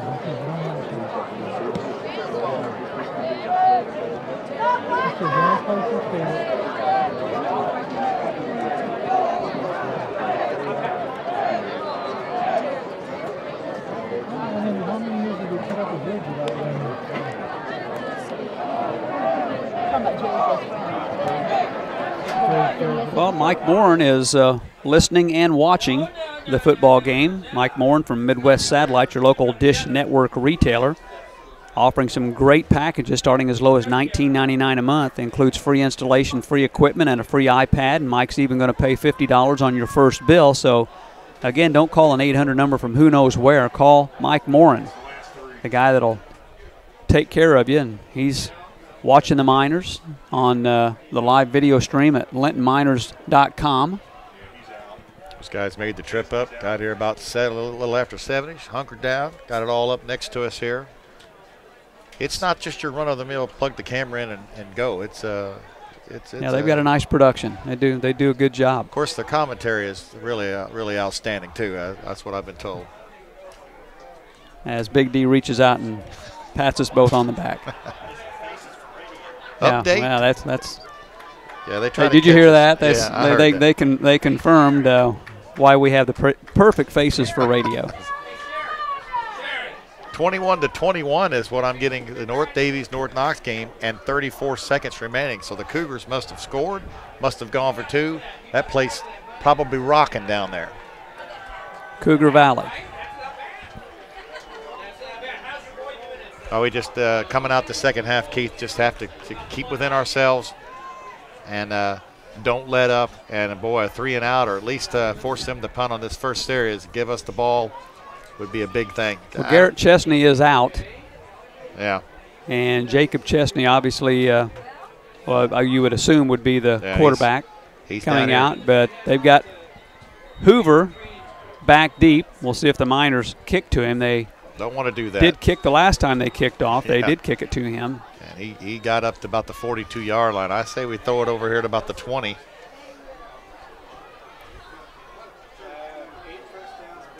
Sheridan in black tops, black pants, white numbers. They've got their names on the back, many of them. Plain white helmets like the Penn State look. They just need the stripe. They got the stripe, they'd be Penn State. Miners will kick off from left to right, leading 26-0, so we start the third quarter. And it's Goodman, number 34, going to kick. I think Goodman kicked it to Hoover the last time. This is a short kick. It's a high kick, but it's fielded at the 27. And they're going to bring the football up close to the 40. They push the pile out across the 40, maybe the 41-yard line. Good field position again. I mean, we're trading it off. That was 33 Delph. Sheridan will start with good field position again at their own 41. And here's where we want to make sure that we don't get suckered in and get caught on a pass play, because Sheridan needs to make something happen for themselves to get themselves back in the ball game. Jacob Chesney, sophomore quarterback, filling in. Backs are in the eye. Sizemore's the fullback. Austin Hoover, junior tailback, takes the football, looks to the near side, has the 40, cuts up the middle, has a first down across the 50, and finally brought down at the 46 of Linton. Winkle's going to make the tackle, but he makes the tackle way down there. Big chunk of yards. You know, a touchdown, and they score within the first few minutes. They're right back in this contest. Miners right now pitching the shutout. They've only given up 3 points in the second quarter all year. Only 14 they've given up in the third quarter. Chesney gives to Hoover, puts his head down, gets across the 45, and is brought down by a host of tacklers at the 43. Gains 3, 2nd and 7 coming up. Rupska and Morris in there, right about the line of scrimmage. They got about 2 or 3 yards on the play. I imagine it was gut check time in that Sheridan locker room. 2nd and a long 7 coming up for Sheridan. They're in Linton territory at the 43. A minute into the second half. Jacob Chesney has his backs in the eyes over center. Pitches back to Hoover. Tries the left side. Gets across the 40. Breaks a tackle. Finally brought down a touchdown-saving tackle from behind by Indiana Miller across the 35 down to the 32. So Hoover has taken the challenge here, and he's running the football very well. 25 yards on 2 carries in the first half. He just had around 40 in the whole first half. Miner defense does not just want to waltz out here and go on autopilot in the second half. Chesney walks up to the line. Again, backs in the eye. Sophomore quarterback. Guess what? He gives it to Hoover, puts his head down, breaks a tackle, and he's going to score. Goodness gracious. Inside the 10, the 5, touchdown. A 32-yard touchdown run by Austin Hoover. Oh, man. Well, that was exactly what Sheridan needed to do, and that's exactly what the Miners did not need to come out and do. They just rolled right down the field, Keith. 4 plays in a minute 38, and Hoover busted for 32 yards. You hear the big bell going off down there, and you let them right back into the game emotionally. And that's Nathan Plew in to kick the extra point. It's on the way, and it's good. And on the Graber Post Building scoreboard, 10:22 left in the third quarter. Linton 26, Sheridan 7. Back in 30 seconds. This is a Media 5 sports production.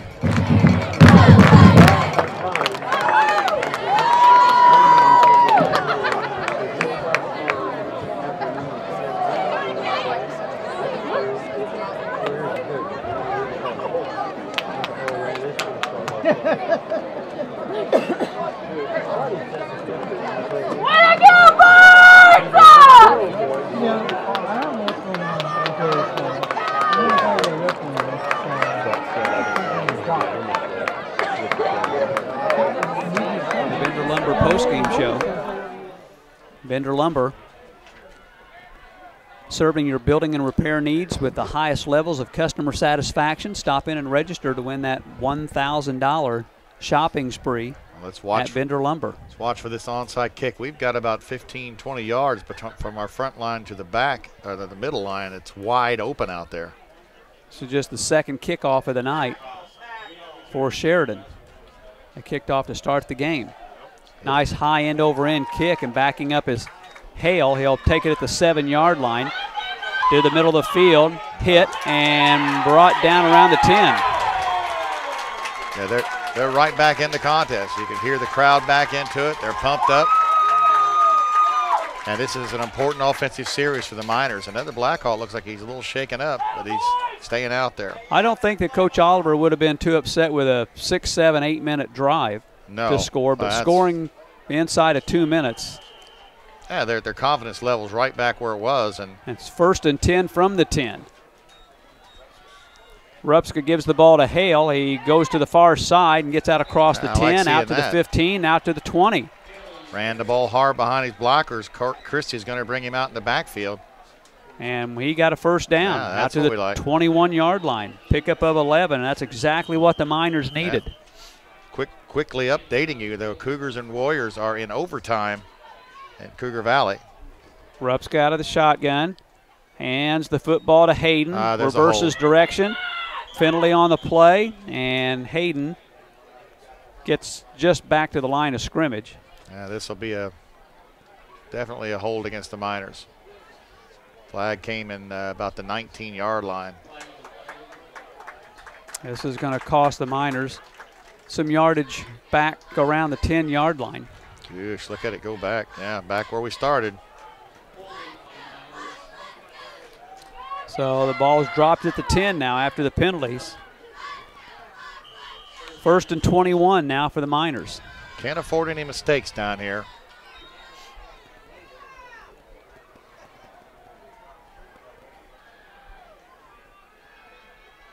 Eaton is split wide to the near side. Rupska out of the shotgun. Looks to throw, throwing to Eaton, and it's incomplete. Too high at the 20. That pass is there all day, fans. I mean, number 20 is giving him the inside, and he's just got to throw it in there. He's throwing it too high.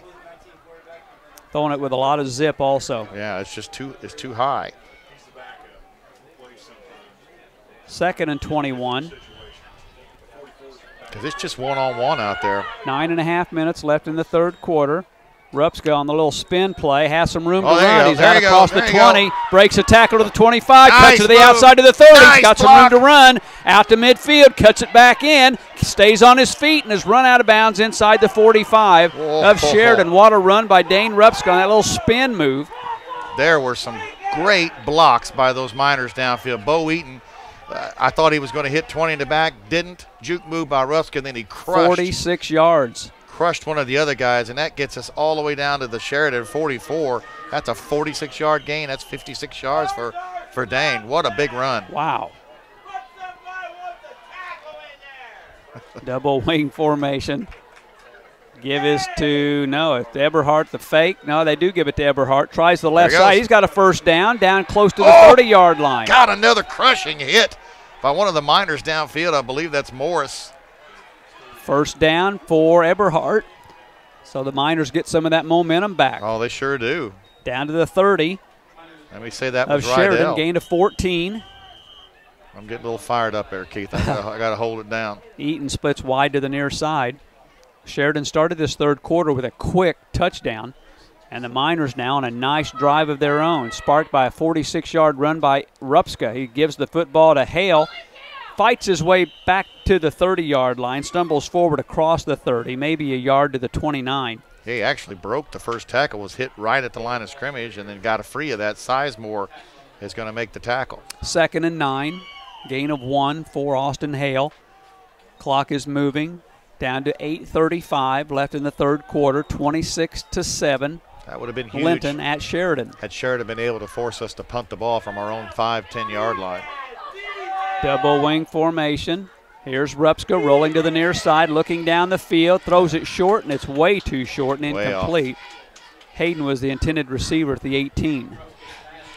Yeah, the passing is still just not quite there. Rupska is just really, really off center the last couple of games. Yeah, it's just not.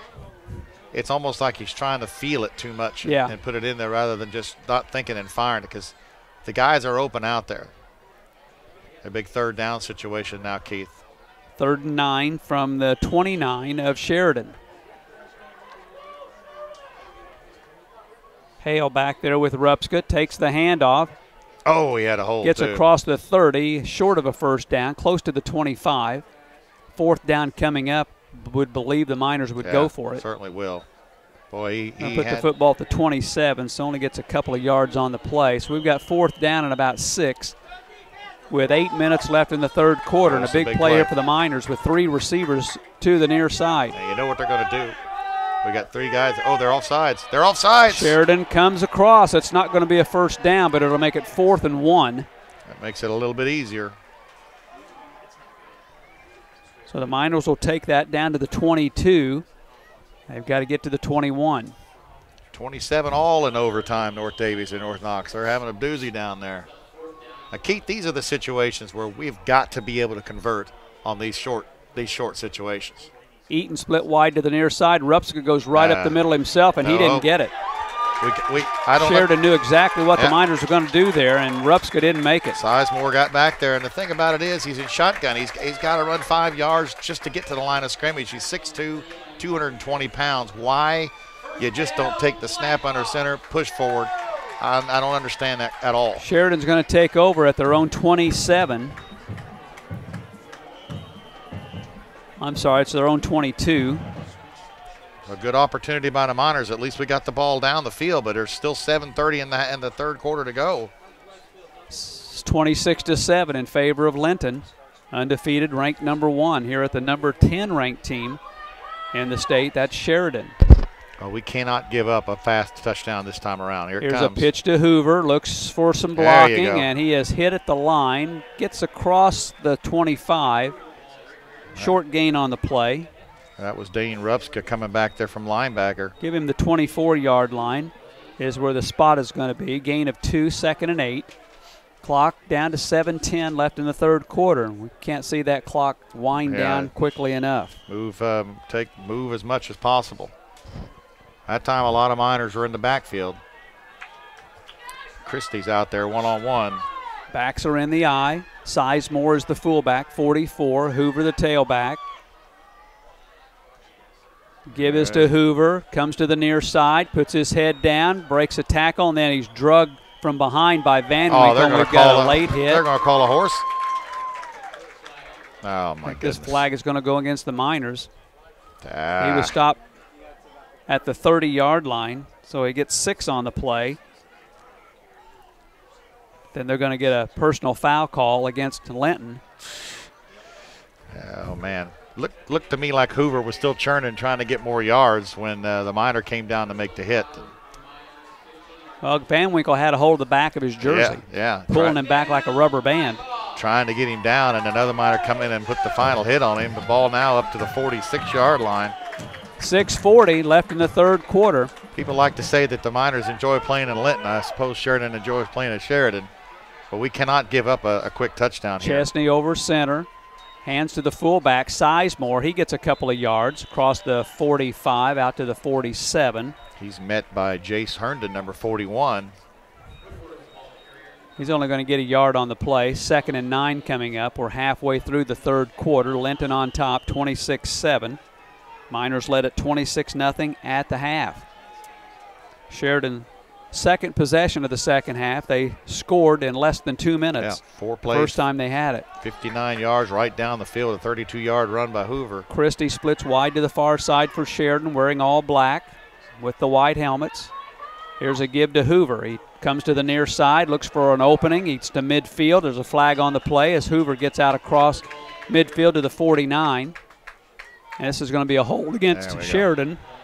Hoover does a nice job when he gets the ball. He kind of looks like he's sizing up what's happening and picks his spot. And he's moving forward ever so slightly as he's doing that. And that's a big penalty. And takes the football back to Sheridan's 45. 37. 37-yard line. His holding penalties are killer. 15 yards. That's from the spot of the foul. Now here's where we are. 2nd and 24. The defense. We got to stop them here. You can't let them convert on 24 yards needed for first down. From their own 37 now. Jacob Chesney, sophomore, back to pass, throws it short, and it's dropped. He dropped it. Dice dropped it. Dice had it, dropped it, and the old tried to turn and run before he had possession of the football. Van Winkle bit on the pass play. Dice was wide open and probably would have had about 15, 20 yards on that play. So it's going to bring up 3rd and 19. I'm sure Van Winkle's hearing about that. Well, Bud Wright cannot be real happy with his Sheridan Blackhawks right now. No. Well, speaking about the other Blackhawks on our schedule, Springs Valley, what's happened to them? They have no clue. Just gone to pot since we played them. Backs are in the eye. They even lost to Crawford County the other night. Yeah. There we Hoover go. hitting the backfield and dropped for a loss at the 33. 44 Rupska, 50 Van Winkle. Loss of 4 on the play. It brings up 4th down in a punting situation for Sheridan. That's huge. 5:10 left in the 3rd quarter, and every time a minute clicks off of that clock, it's 1 minute closer to the Miners going to 8-0. But that was a big play. And Wyatt Franklin also, he was back there making a big play. Linton up 19. 26-7. Christie with a punt. They almost got it again. He takes forever, it seems like, to get rid of that. As Hayden will let it roll, a really nice Sheridan roll all the way back to the 19-yard line of Linton. So the Miners will have a long field here. That's their backup punter, too, because Chesney's the punter. That was Christie. That's a 48-yard punt. But more importantly, the Miners got the ball. We were able to move the ball a little bit last time, just could not put it in the end zone. 4:41 left in the 3rd quarter. 26-7 Linton leading at Sheridan on the Graber Post Building scoreboard.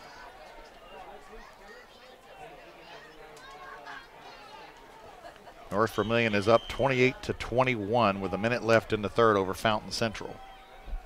Stom is split wide to the near side. Here's Hayden looking for room to run. Cuts it to the outside. Nice. He's at the 25. Jukes it back inside. Down at the 30. Should have a first down.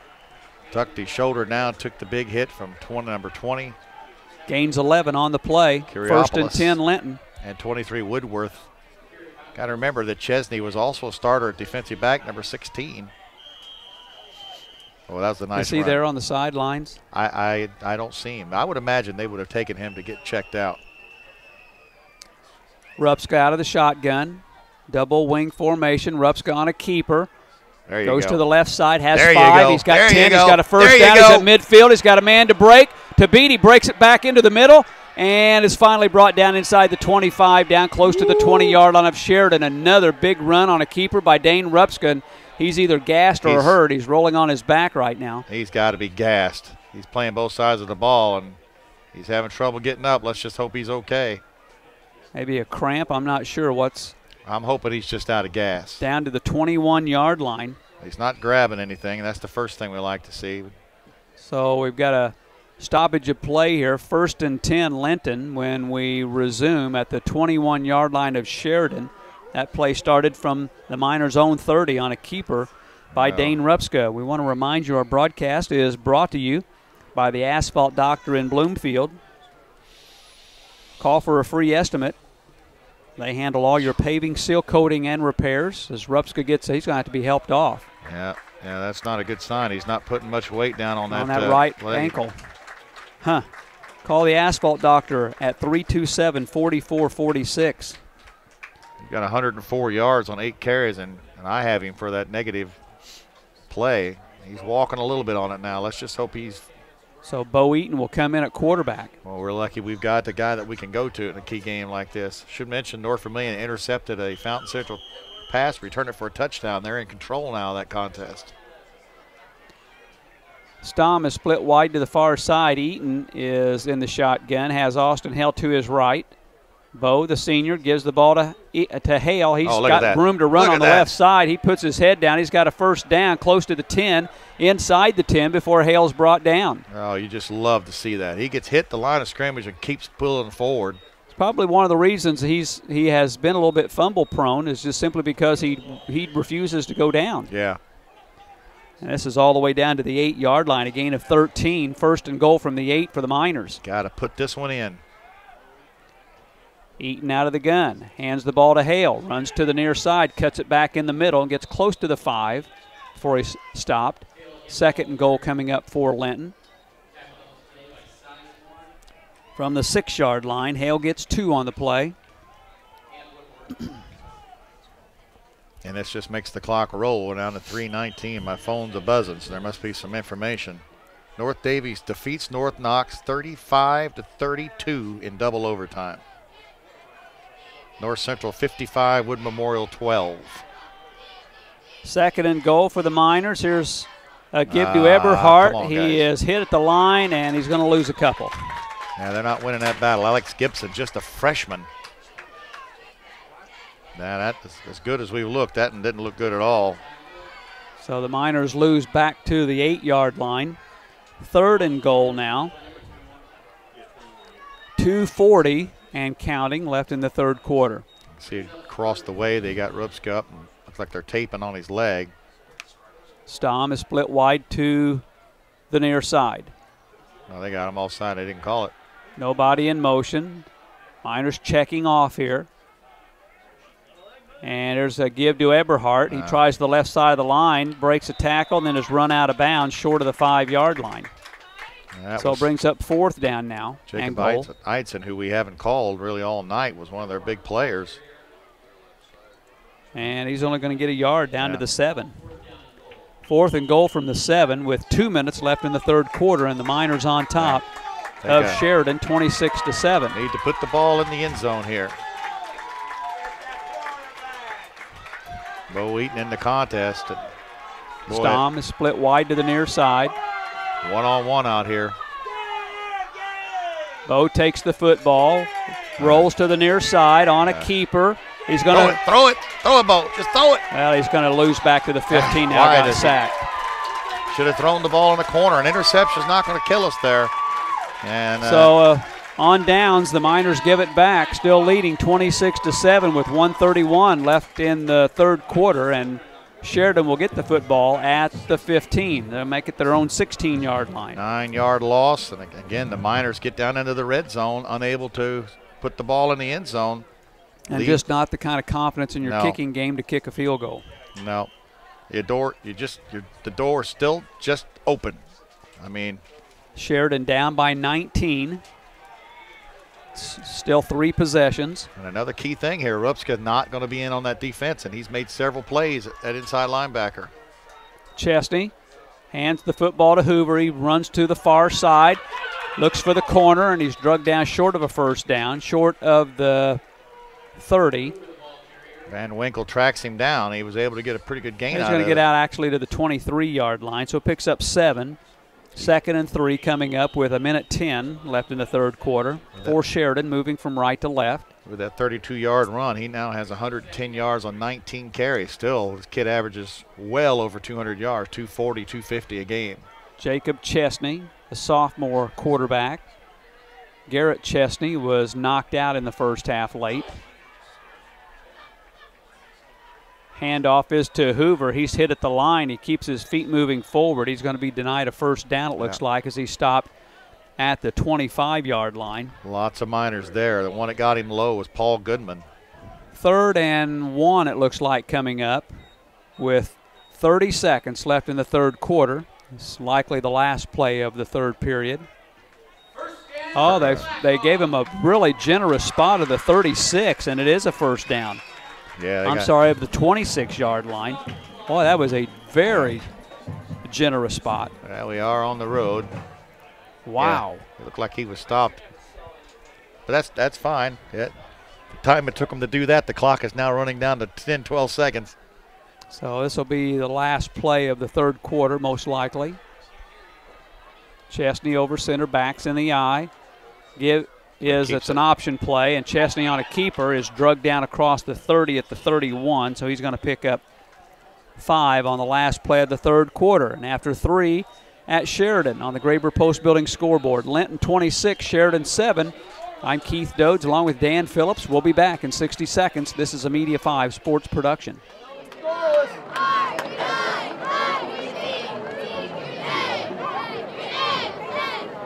Make sure to come out and cheer on the girls' soccer team. Tomorrow night at home tonight, they take on Harris Lake Husky for the sectional championship at 7 p.m. Go Blackwood! Go Blackwood! The girls' soccer sectional championship tomorrow night at Hamilton High at 7 p.m.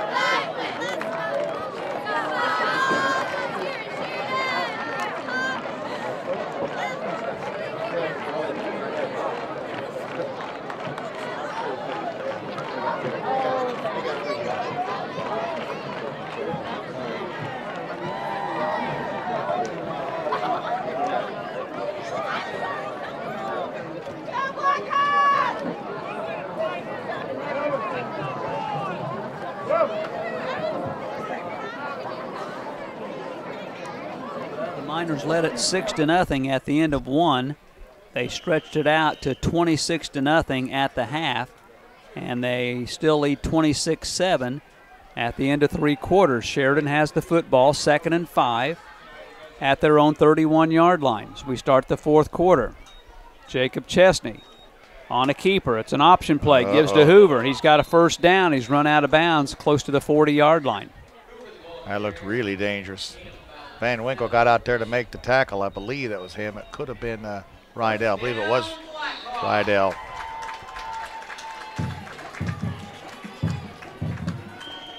They'll drop the football at the 38. First down, Sheridan, moving from left to right. And now they're going to push the football back to the 37, Dan, so it'll be a gain of 6.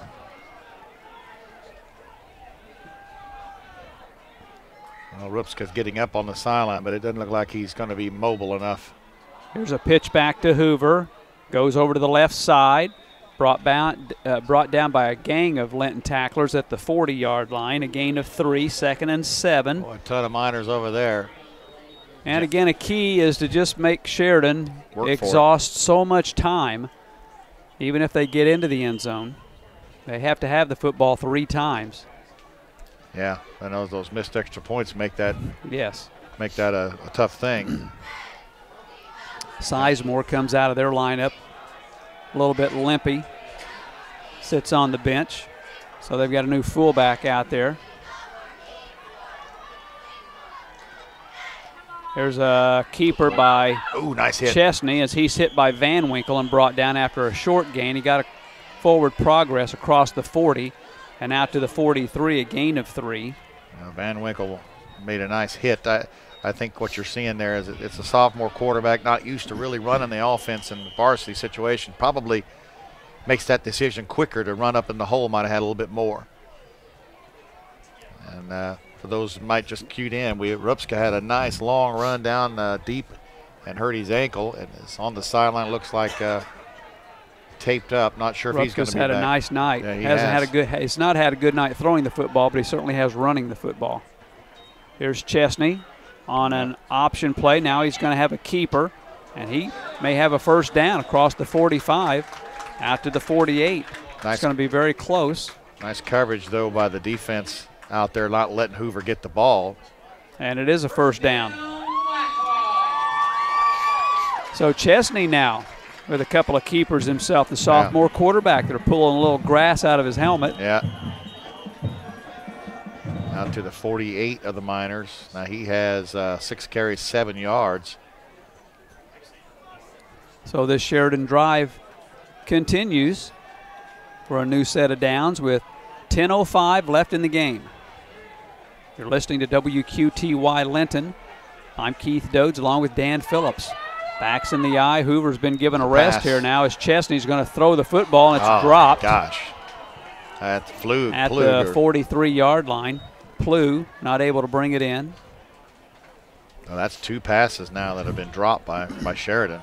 You know, that's a lot like the North Davies situation. When they don't pass off, and when they do, the ball, there's a chance for plays to be made. Very good comparison.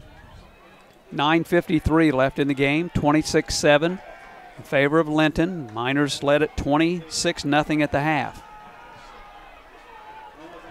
2nd and 10 for Sheridan. Still on their side of the field at the 48.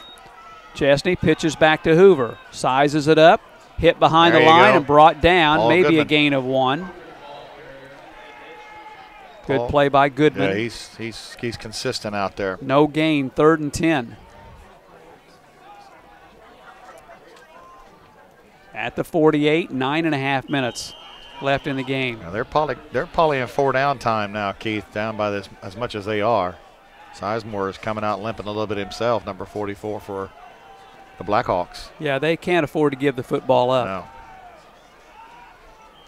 And now timeout. Boy, they burned a lot of time. Coach Wright not happy. Play clock was down under 10. He has not been a happy guy much of the evening. Sizemore. 9:16 left in the football game. Timeout Sheridan on the Graber Post Building scoreboard. It's Linton 26, Sheridan 7. Back in 30 seconds. This is a Media 5 sports production.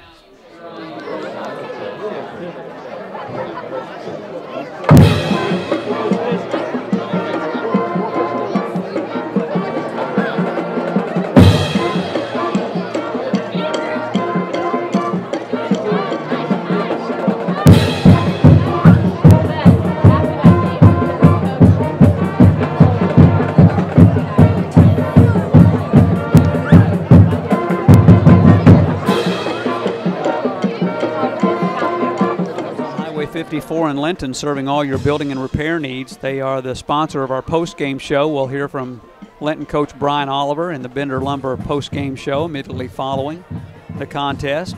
But the Miners lead right now 26-7. Sheridan at their own 48, 3rd and 10. Trying to scour the sideline. I still see Dane on the sideline with his foot up on the bench, so it doesn't look like he's going to be back either. Chesney, sophomore quarterback, over center, pitches back There to it is, Hoover. there It's an it is. option pass, throws it down the field, Yeah. short and incomplete. Knew that was coming, Keith. Plew was looking at the official like he got interfered with, but No that way. ball was not even catchable. 4th down, that halfback option pass from Hoover. That time didn't work, and it looks like Sheridan is going to go into punt formation. I'd be watching this.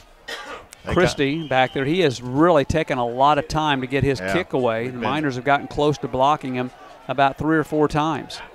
I am surprised they're doing this, but Christie with plenty of time. Shorter kick this time, angles over to the far sideline and goes out of bounds. Inside the 30. Linton will have it after the punt. looks like they're marking at the 25-yard line, and we'll see Bo Eaton come back in for the Miners. Linton leading 26-7 with 9:04 left in the game. Now, we've driven the ball the last couple times, had a couple big plays, just haven't been able to get it in the end zone. And Rupskis, really, he's made 2 or 3 of those big runs. Stom is split wide to the near side. Eaton is the quarterback. He gives to Hayden. Looks for some room to run over on the far side. Cuts it back and may have gotten to the line of scrimmage. Cut back and was met by Jacob Eidson. That's how he's made his business, so making that cut back across the field. 2nd and 10, Hayden with no gain. Miners running clock here, 8:40 left. Sheridan down to 2 timeouts. And the Miners kind of catching their breath here, looking at the play clock. They'll try to let it run down as much as they can. Eaton, the quarterback, out of the shotgun. Man in motion to the near side, takes the football. It's Eberhardt, runs to the near side, hit at the 25 and gets a yard to the 26. Nice open field tackle by 34, Jacob Chesney. Miners just not generating enough offense here in this second half. But the defense has yielded only 7 points. Yeah, they're content with running as much clock as we can. We got down to their 22, and we got down to their 7. But Sheridan's still got to have the football 3 times to win. And time is not on their side. 3rd and 10. The give is to Hayden, goes over to the far side. He's got a first down. He stumbles and falls out of bounds, I think, across the 35. First down for the Miners. And that's going to run off 3 or 4 minutes right there. That's huge. Hoover's going to track him down out there, but he's out to the 36-yard line. Gains 10. And more importantly, gives the Miners a new set of downs. He's got 83 yards himself, Keith. This is the epitome of a team contest tonight by the Miners. A lot of guys with good numbers. Hayden with a couple of touchdowns, one running, one catching.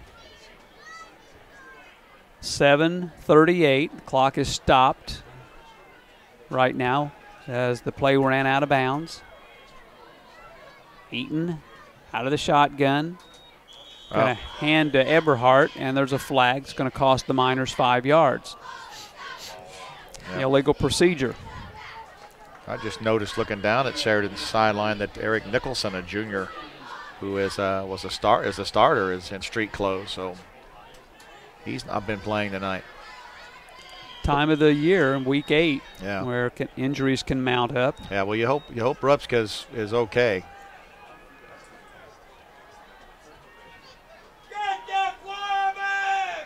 Procedure call costs the Miners 5, and there's Eaton throwing the ball across and incomplete. Boy, Keith, we have just missed on a couple of these. That one was for Val, I believe. Yeah, Trent Val was out there and just barely out of his reach at the 45 of Sheridan. That would have been a huge play. Nobody expecting the Miners to throw the football. And, you know, we've tried that a couple of times and missed it. We've hit it once and a couple of times just long. You don't want to throw it short that the backer can get it, but that would have been a big play. Stops the clock, 2nd and 15, 7:20 left in the game. Here's a handoff to Eberhardt. He cuts it back into the middle, fights his way forward close to the 35. Stopped at the 34. A couple big hits, 58 again to Gibson, number 58, just a freshman, 6'1", 213. So it's going to be 3rd and 12. Under 7 minutes now left in the game.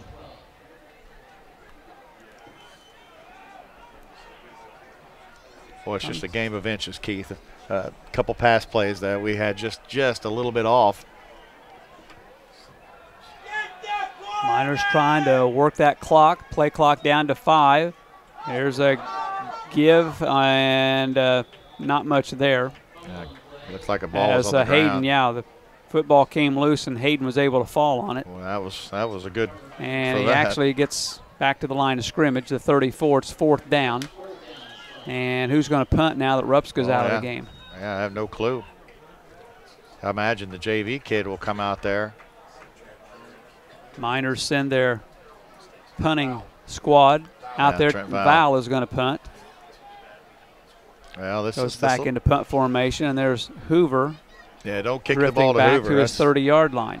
That's the last thing we need is a punt return for touchdowns. Less than half the 4th quarter remaining. We're under 6 minutes, and we have a timeout right before the delay of game for the Miners. So we'll keep it here with 5:52 left in the football game on the Graber Post Building scoreboard. Linton leading Sheridan on the road 26-7. We'll remind you that our broadcast brought to you in part by your friends at Highcom and Lions. They want to support the Miners in their Win 15 campaign. That Win 15 means we win another game at Lucas Oil Stadium this year. That would be unbelievable. And they're offering 15% off the cost of a new home security system in support of that drive. But they're not stopping there. Mention that you heard about it here on our Linton Miners Media 5 football broadcast, and you'll receive your first 6 months of monitoring for only $15 a month. Call Derek McKee at Highcom for more information and to schedule a free in-home evaluation. You can go online and get more information at callhighcom.com. Some of the Blackhawk fans are making their way out of here. Surprises me.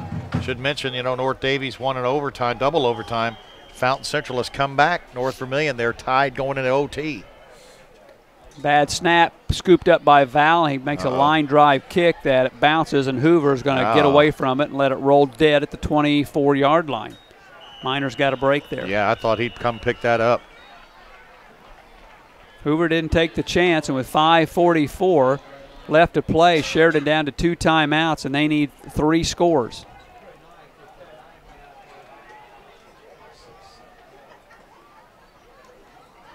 But the Miners have been blanked so far here in this second half, still leading 26-7. It kind of seems like the MO. We get up by points, and then the second half we kind of go on autopilot a little bit, at least offensively. Yeah, so many games, though, we've had the JV on the field at this point. Right. This is good for the postseason for sure. Sizemore, the fullback. Hoover, the tailback. Jacob Chesney, the quarterback. Back to pass. Throws it over the middle, and it's nearly intercepted by Van Winkle. He got a hand on it, knocked it down. Intended for Dice. Just a little jump pass. 2nd and 10 for Sheridan. Paul Goodman was out there as well, outside linebacker. Yeah, they've got to go for it. You know what I mean, Keith? They can't be content now with 5-6 yard plays. They've got to try to do something else.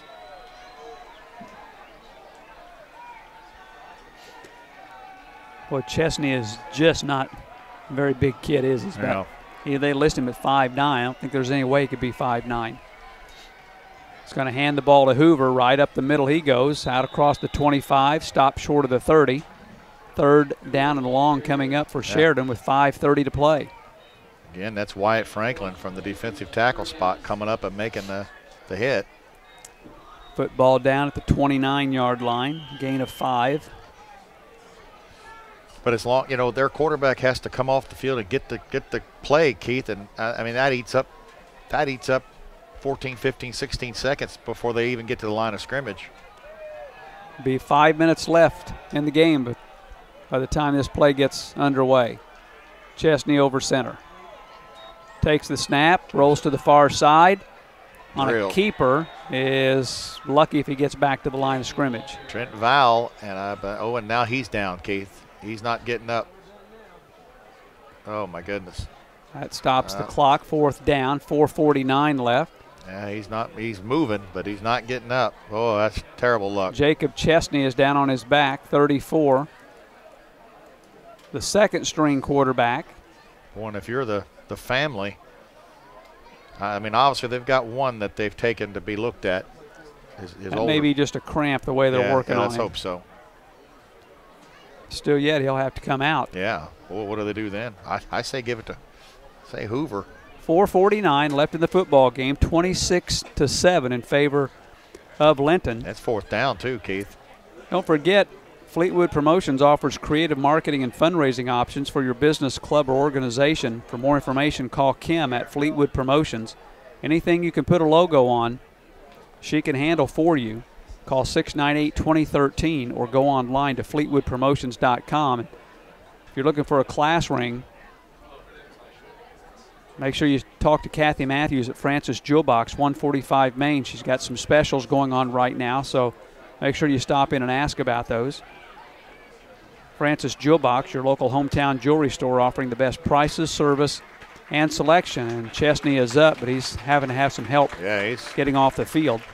He's looks like he's okay, but he's walking gingerly. Also, don't forget, our broadcast brought to you by Southside Express in Linton. Southside Express has everything you need when you are in a hurry, and they are locally owned and operated. Keep your business local. Should mention, you know, that this kid we're talking about, quarterback, has started all year at tight end and has started all year at strong safety. So he's not a totally inexperienced kid, but a quarterback perhaps so. They're going to have to punt the ball. And they send Christie back to kick it away, 4th and 6 with 4:49 left in the game. Hayden stands at his own 43. Bad snap. Christie, though, is going to get it away. A line drive kick. Almost hit one of the Miners. Hayden gets away from it and lets it roll dead at the 33-yard line. I guess Bud's thinking, I don't know if I even have a 3rd-string quarterback. They're listing a freshman, 15, Weston Bertrand, on the roster. And another sophomore who's in street clothes. Miners have it at their own 33. Comfortable lead late in the game. Bo Eaton in there for the injured Dane Rupska. He's going to pitch it sideways to Hale, and that ball is up for grabs. They got it. And I think Sheridan is going to get the football. No indication yet, and they do have it. Well, we put the ball on the ground. That one was ugly. And I don't know who that fumble goes on because Dice is the one who gets it, number 13. Hale never really had control of that football, just a lateral pitch to him from Eaton. And that's going to give them the ball right at the 30-yard line. So we didn't have to wait long to see who the third-string quarterback. Oh, they're going to send Chesney. Jacob Chesney back out there. He's got his wits about him now. Ball right at the minor 30-yard line, so 4:32 left to play, and the Miners' turnover gives Sheridan great field position at the Linton 30. Back to pass, Chesney, throwing it deep down the middle of the field and incomplete. And they're just not comfortable doing that. Inside the 5-yard line. Intended for Dice and defended by Hayden, 26. Hayden was closer to anybody in a black jersey to catching that ball. Who was it? Somebody asked Vince Lombardi one time, why do you run so much? Says, well, when you pass the football, 3 things can happen and 2 of them are bad. That's right.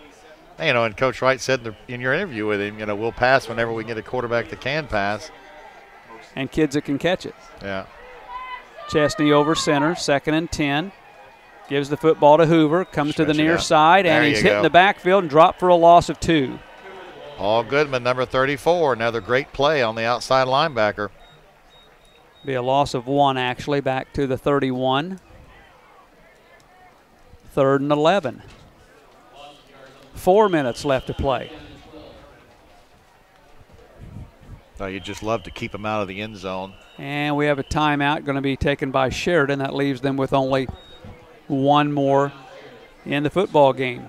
On the Graber Post Building scoreboard, just under 4 minutes left in the contest. Linton 26, Sheridan 7.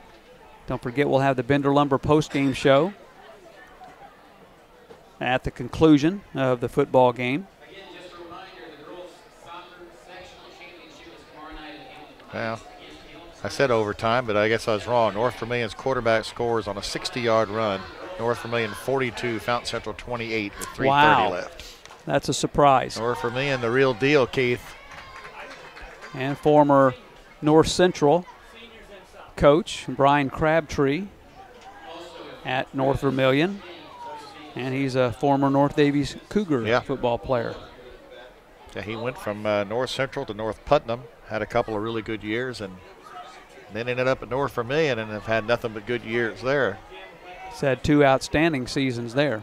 A good quarterback in Woodward. I think it's Woodward. Jacob Chesney over center, 3rd and 12. Here's a pitch back to Hoover.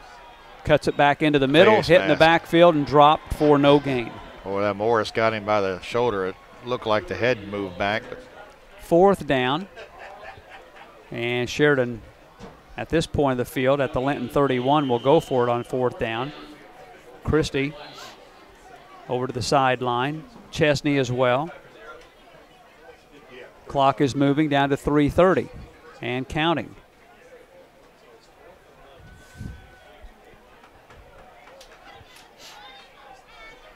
Sheridan comes to the line, trailing 26-7 here at home in their homecoming game to Linton. Chesney fakes the handoff, looks to throw. It's batted up into the air and incomplete. Somebody got a hand on it. Rydell, number 56. And the Miners take over the football on downs. Rydell got the long arms up there, and the defense does the job, keeps them out of the end zone. Linton has it at their own 31. Sheridan has just 1 timeout remaining. So the Miners sitting very, very pretty right now. The one worry, though, that comes right to my mind is Dane Rupska. Yeah. That leg injury or ankle injury. I'm not sure exactly what. It looked like an ankle. You know, and they're up 26-7, and so perhaps not going to take a chance bringing him in. He is on the sideline. I see him with his foot up on the bench. Eaton gives the ball to Hayden, who is in motion. He strings the play out to the far side and ill-advisedly ran out of bounds. Yeah. That stops the clock. 23. Not exactly what the Miners did not want to do. Yeah. Woodworth's going to push him out of bounds. You got no gain as well. Yeah, so you got nothing, and you got the clock stopped. A mistake there by the senior. You would have liked to have seen the offense come out and at least put some points on the board the second half. That's a disappointment. 2nd and 10. There's a little spin play that Eaton is not going to get anything out of. No, he slips and falls, and that's that counter play. That was that little spin play that Rupska got an excellent run on earlier in the game. But that time, Bo just slipped and went down at the 29, loses a couple. Gibson and Delph again on the tackle, and Miners are facing 3rd and long. Don't really want to pass the ball. He lost 4 yards on that play. Offense hadn't looked pretty these last couple of series, but they're more interested in kind of burning some of that clock off. North Central will be at Roy Williams Field next Friday night. Here's a give to Hayden. He stumbles across the 30, gets out to the 32, maybe the 33. It'll be 4th down. And the Miners will punt the football, most likely. Hoover gets over there and punts the ball. I mean, not punts, makes the tackle. Clock is moving. We're down to 2 minutes left. The Miners will let that play clock continue to go down. It looks like they're not even back in punt formation yet. And the Miners, I'm sure, will burn a timeout. Yeah, I can't imagine giving them the ball here, but they may not want to punt. Surely they would punt it. And just going to let the clock come down. Val is out there, so the Miners call a timeout with 1:42 left in the game. And on the Graber Post Building scoreboard, Linton 26, Sheridan 7. And we'll be back in 30 seconds. This is a Media 5 Sports production on Y93.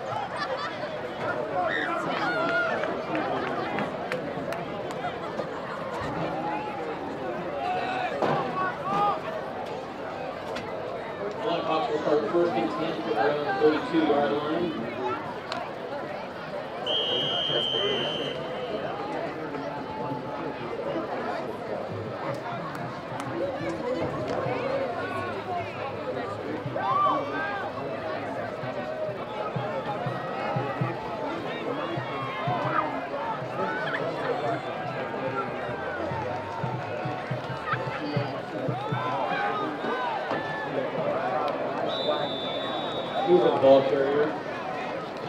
Flag on the play.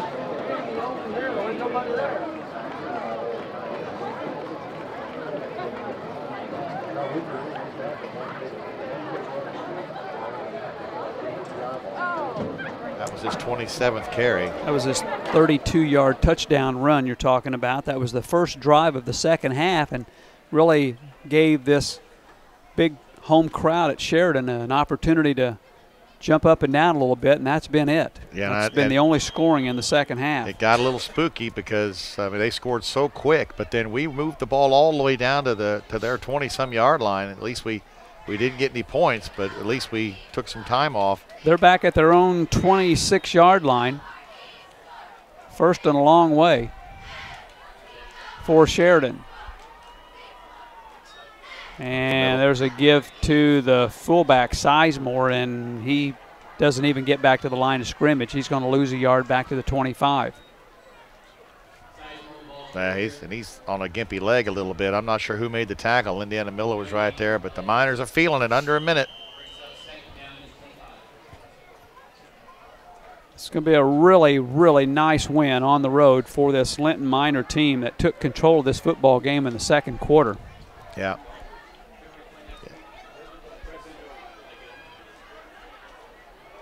And their backs are in the eye.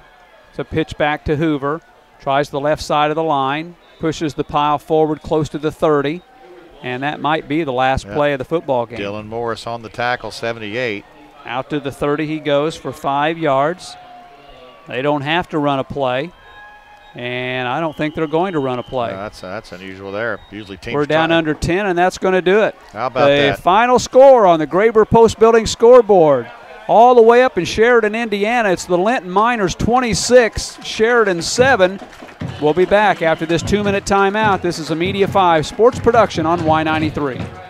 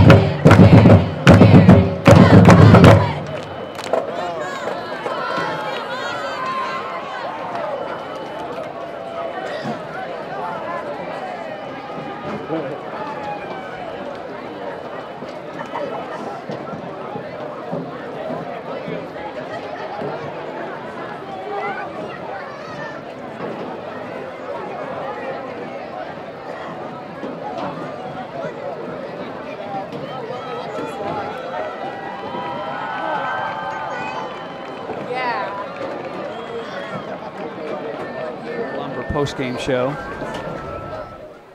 So you can get Bender Lumber and Graber Post ready.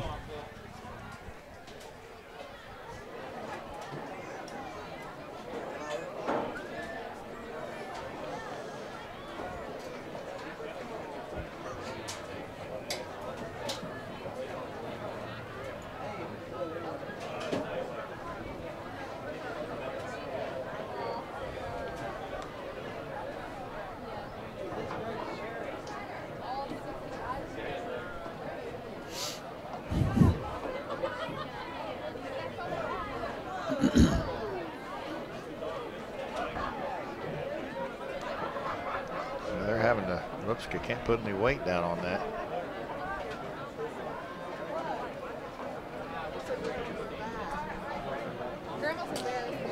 Well, we welcome you to our Bender Lumber postgame show. Bender Lumber, Highway 54 in Linton, serving your building and repair needs with the highest levels of customer satisfaction. Joining us now after the game with a look at the stats is Darren Clayton. Well, Darren, the Miners do a pretty good job in the second half. Would have liked to got some points on the board. We're able to move the ball a couple of times. Still going to have some pretty good numbers on the offense. Give me the breakdown. Yeah, real good numbers on the offense, actually. 261 yards on the ground. Dane Rupskiff, 7 carries, 120 before going out with the injury. And in case you're wondering up here, right ankle. Not sure, what we're looking at down the road for him. Zane Hayden, 89 yards on 10 carries. Austin Hale, another 56 yards on 13 carries. So once again, the Miners rack up 261 on the ground. Not much through the air in the second half, but we still end up with 140 through the air, so over 400 yards of offense tonight. Against the Blackhawk defense, that's pretty tough. And really, we didn't put the ball in the air a lot, I wouldn't think, because we don't want to we want the clock to run. Val was wide open on that one play, would have been big, but gosh, the defense does an outstanding job. I think we give up one breakaway run by Hoover. Other than that, they do a great job. Yeah, 28 carries, 133 yards, and you got to feel like you did a pretty good job really against him. He did have a few breakaway runs, but overall it was a pretty good night for the defense. They only give up 167 total, and other than Hoover, 133 for him, just 150 total on the ground, so they didn't get much help from anyone else. They throw for another 17, so a good night from the Miner defense, and what a win for the program. I mean, it's huge, and the second quarter was a big quarter. We came out, there's zeros on the board second half, but we did get the ball down to the 10, got the ball down to the 22-yard line, just couldn't put it in there. But defensively, what do you got to say about a guy like Van Winkle out there and the outside backers again, Vowell and Goodman do a great job. Yeah, they really have. They did a nice job, and I'm not sure who leading tacklers were and everything like that, but just up and down the line, whether they ran to the inside, ran to the outside, we had an answer for it, and just a great job by the defense tonight. Well, that's going to make that drive home a whole lot nicer, and then, of course, we got North Central coming up next week. Again, they rack up huge numbers, 62-12 win. North Davies ends up winning in double overtime over North Knox, and North Vermilion dominated Fountain Central, so they look like they could be a team. I don't even know what else to say. The Miners look like they came up here and took care of business, and this is what we had to do to show everybody that we were a real team. Yeah, you know, I don't get on the blogs and things like that a lot, but I know there are a lot of people up here in the north that question our ability, and I hope tonight, you know, quiet some of that and lets people know that, you know, our football program is for real and you know, can play in big games against good teams. Well, Darren, I appreciate you coming up here and enjoy that nice long drive home. I'm sure it's going to be entertaining. Thanks, guys. Darren Clayton with a look at stats, and we'll come back with more after we take this time out for our post-game show sponsor, Bender Lumber.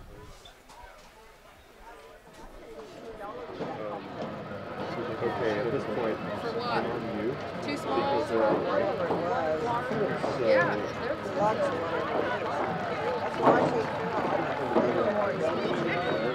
They're about as same price-wise as Pizza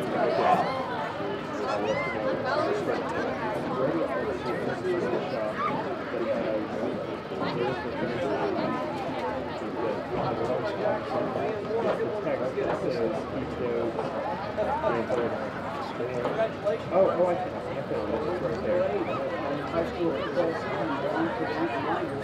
The number one team in the state goes to 8-0 as they send Sheridan to 500 at 4-4. Sheridan came into this ball game ranked number 10, and it was a football game where both teams lost their starting quarterbacks.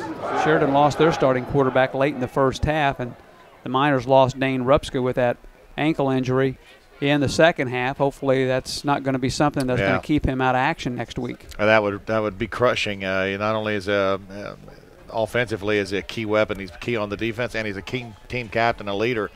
You know, they didn't take him to the hospital to have it looked at. I'm sure they will have an x-ray, and I hope the Chesney kid is going to be okay for Sheridan as well. But boy, losing a guy like Rupska could be that could change the face of a team real fast.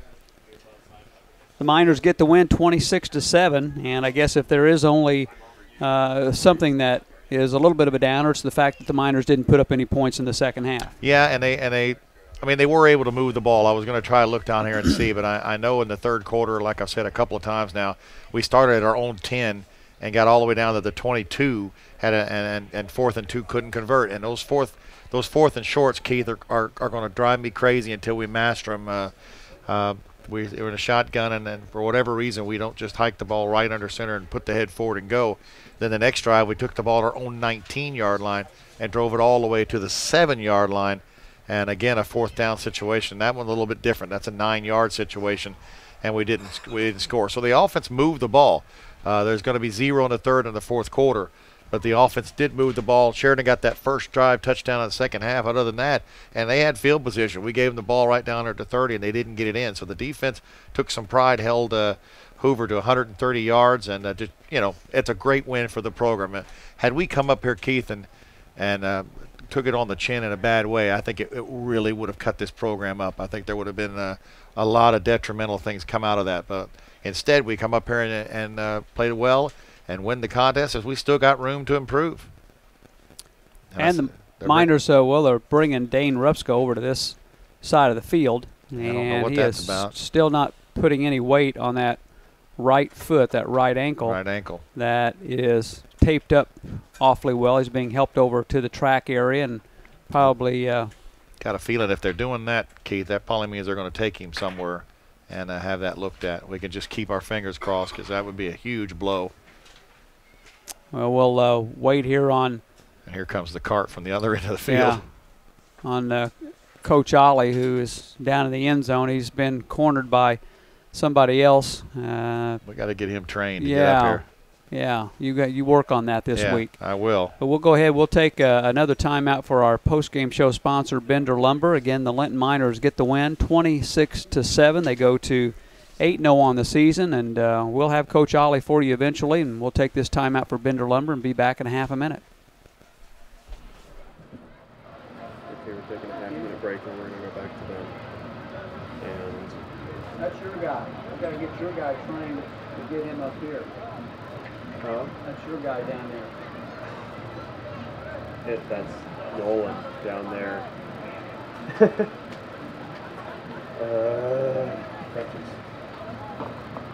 Trade-in.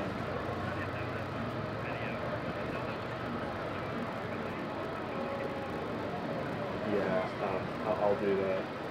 Yeah, that's the Nolan's other job. Yeah, you know that. Yeah. Let's go into our Graber Post Building Star of the Game. And we'll let Big D think about it while Coach Oliver still trying to make his way up to our press box for the post-game interview. And we'll be back with our start of the game announcement after this timeout for Graber Post Buildings.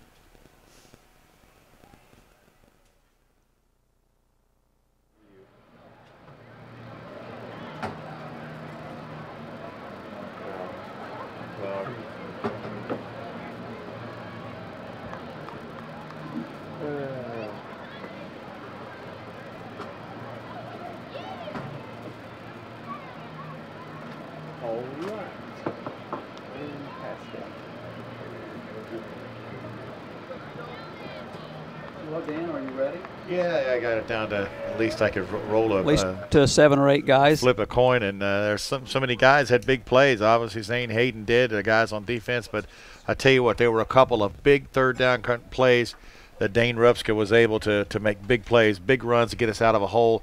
And not a great passing night. I realize 8 of 15 were 140, but 3 of those, Keith, are touchdowns.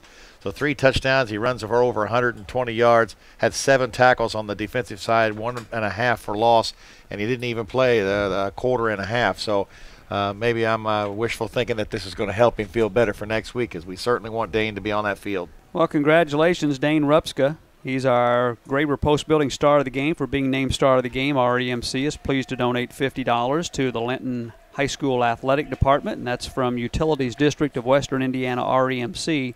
A strong supporter of local and area high school sports is Brian Oliver, happily making the trek up the bleachers and into the press box here at Sheridan. Our first trip to Sheridan. And appreciate their hospitality, their athletic director, Brian Jones. And we'll give Coach the microphone and say congratulations, Coach Oliver. The Miners came up here and showed themselves very well. Yeah. It was a great win for us. Our kids came out and played with a lot of intensity. Very similar like we did a few weeks ago when we played North Davies. So I'm very proud of the kids, very proud. I mean, they came out and played with a lot of heart tonight. Well, that the first big play, we had the snap go over the head, and I thought, oh, no, we can't have this kind of happen. How big was that conversion that Dane hit Zane Hayden for the 50-yard touchdown? It was big because it was our first score. Yeah. I mean, it put 6 points on the board for us, and we overcame it, that fumble. And we practiced and practiced and practiced that all week long. And then we see now, like, oh, darn it, here we go again. Yeah, and that could have been a huge, huge play. And instead, it seemed to me, Coach, as the first quarter waned on, we started to then control the line of scrimmage. It seemed like it was back and forth early. It seemed like your guys up front, especially Wyatt Franklin, it seemed like he was in on some tackles right at the line of scrimmage immediately. Absolutely. I mean, Wyatt is a beast. I mean, the way his size and his strength, I mean, he demands a double team, and he proved that tonight. He coming out and making some big plays for us. And we did have some control of the line. I mean, but they did too in the second half, so it kind of went both ways. It was a battle on both sides of the ball, but the first half we really did, and I think the second half they did a little more, and that prevented us from scoring. And I think we got a little passive at times in the second half, which we shouldn't have. And we told them at halftime we needed 2 or 3 more scores to make sure we put this game out of reach. And I think we just talk about it too much. I don't know. But we got down to the 7 and got down to the 22 in the second half and just couldn't convert it in there. And the second quarter, 26 being up 26-0, that might play a little bit on their minds. They're playing not to lose the contest rather than to come out like they do early on and really try to take it to them. Absolutely. And I think if we didn't have halftime, we'd been great. Yeah, it seems like that happens. But that's the thing. When we get down there, they know we have to score, especially this, and we're going to get better with it. We're going to keep working on it. I mean, every week we work on our goal line session. We work and work and work, and it's going to pay off. we'll keep getting better with it. I can You promise you that. got to be proud of your defense. They do a great job on Hoover in the first half. He gets the 32-yard touchdown run. It kind of scared us a bit. They scored really quick that second half. But overall on the night, about 130 yards rushing for a kid who averages 240, 250. You got to be very pleased with your defense. Oh, absolutely. Coach Mark Jennings does a great job. We worked all week coming up with the game plan, how we was going to slow them down, and we was able to do it. I mean, we slowed him down. I mean, you can't stop. He's a great runner. So we was able to make our adjustments, and we had a couple other wrinkles up our sleeves that we didn't really have to use, thank goodness.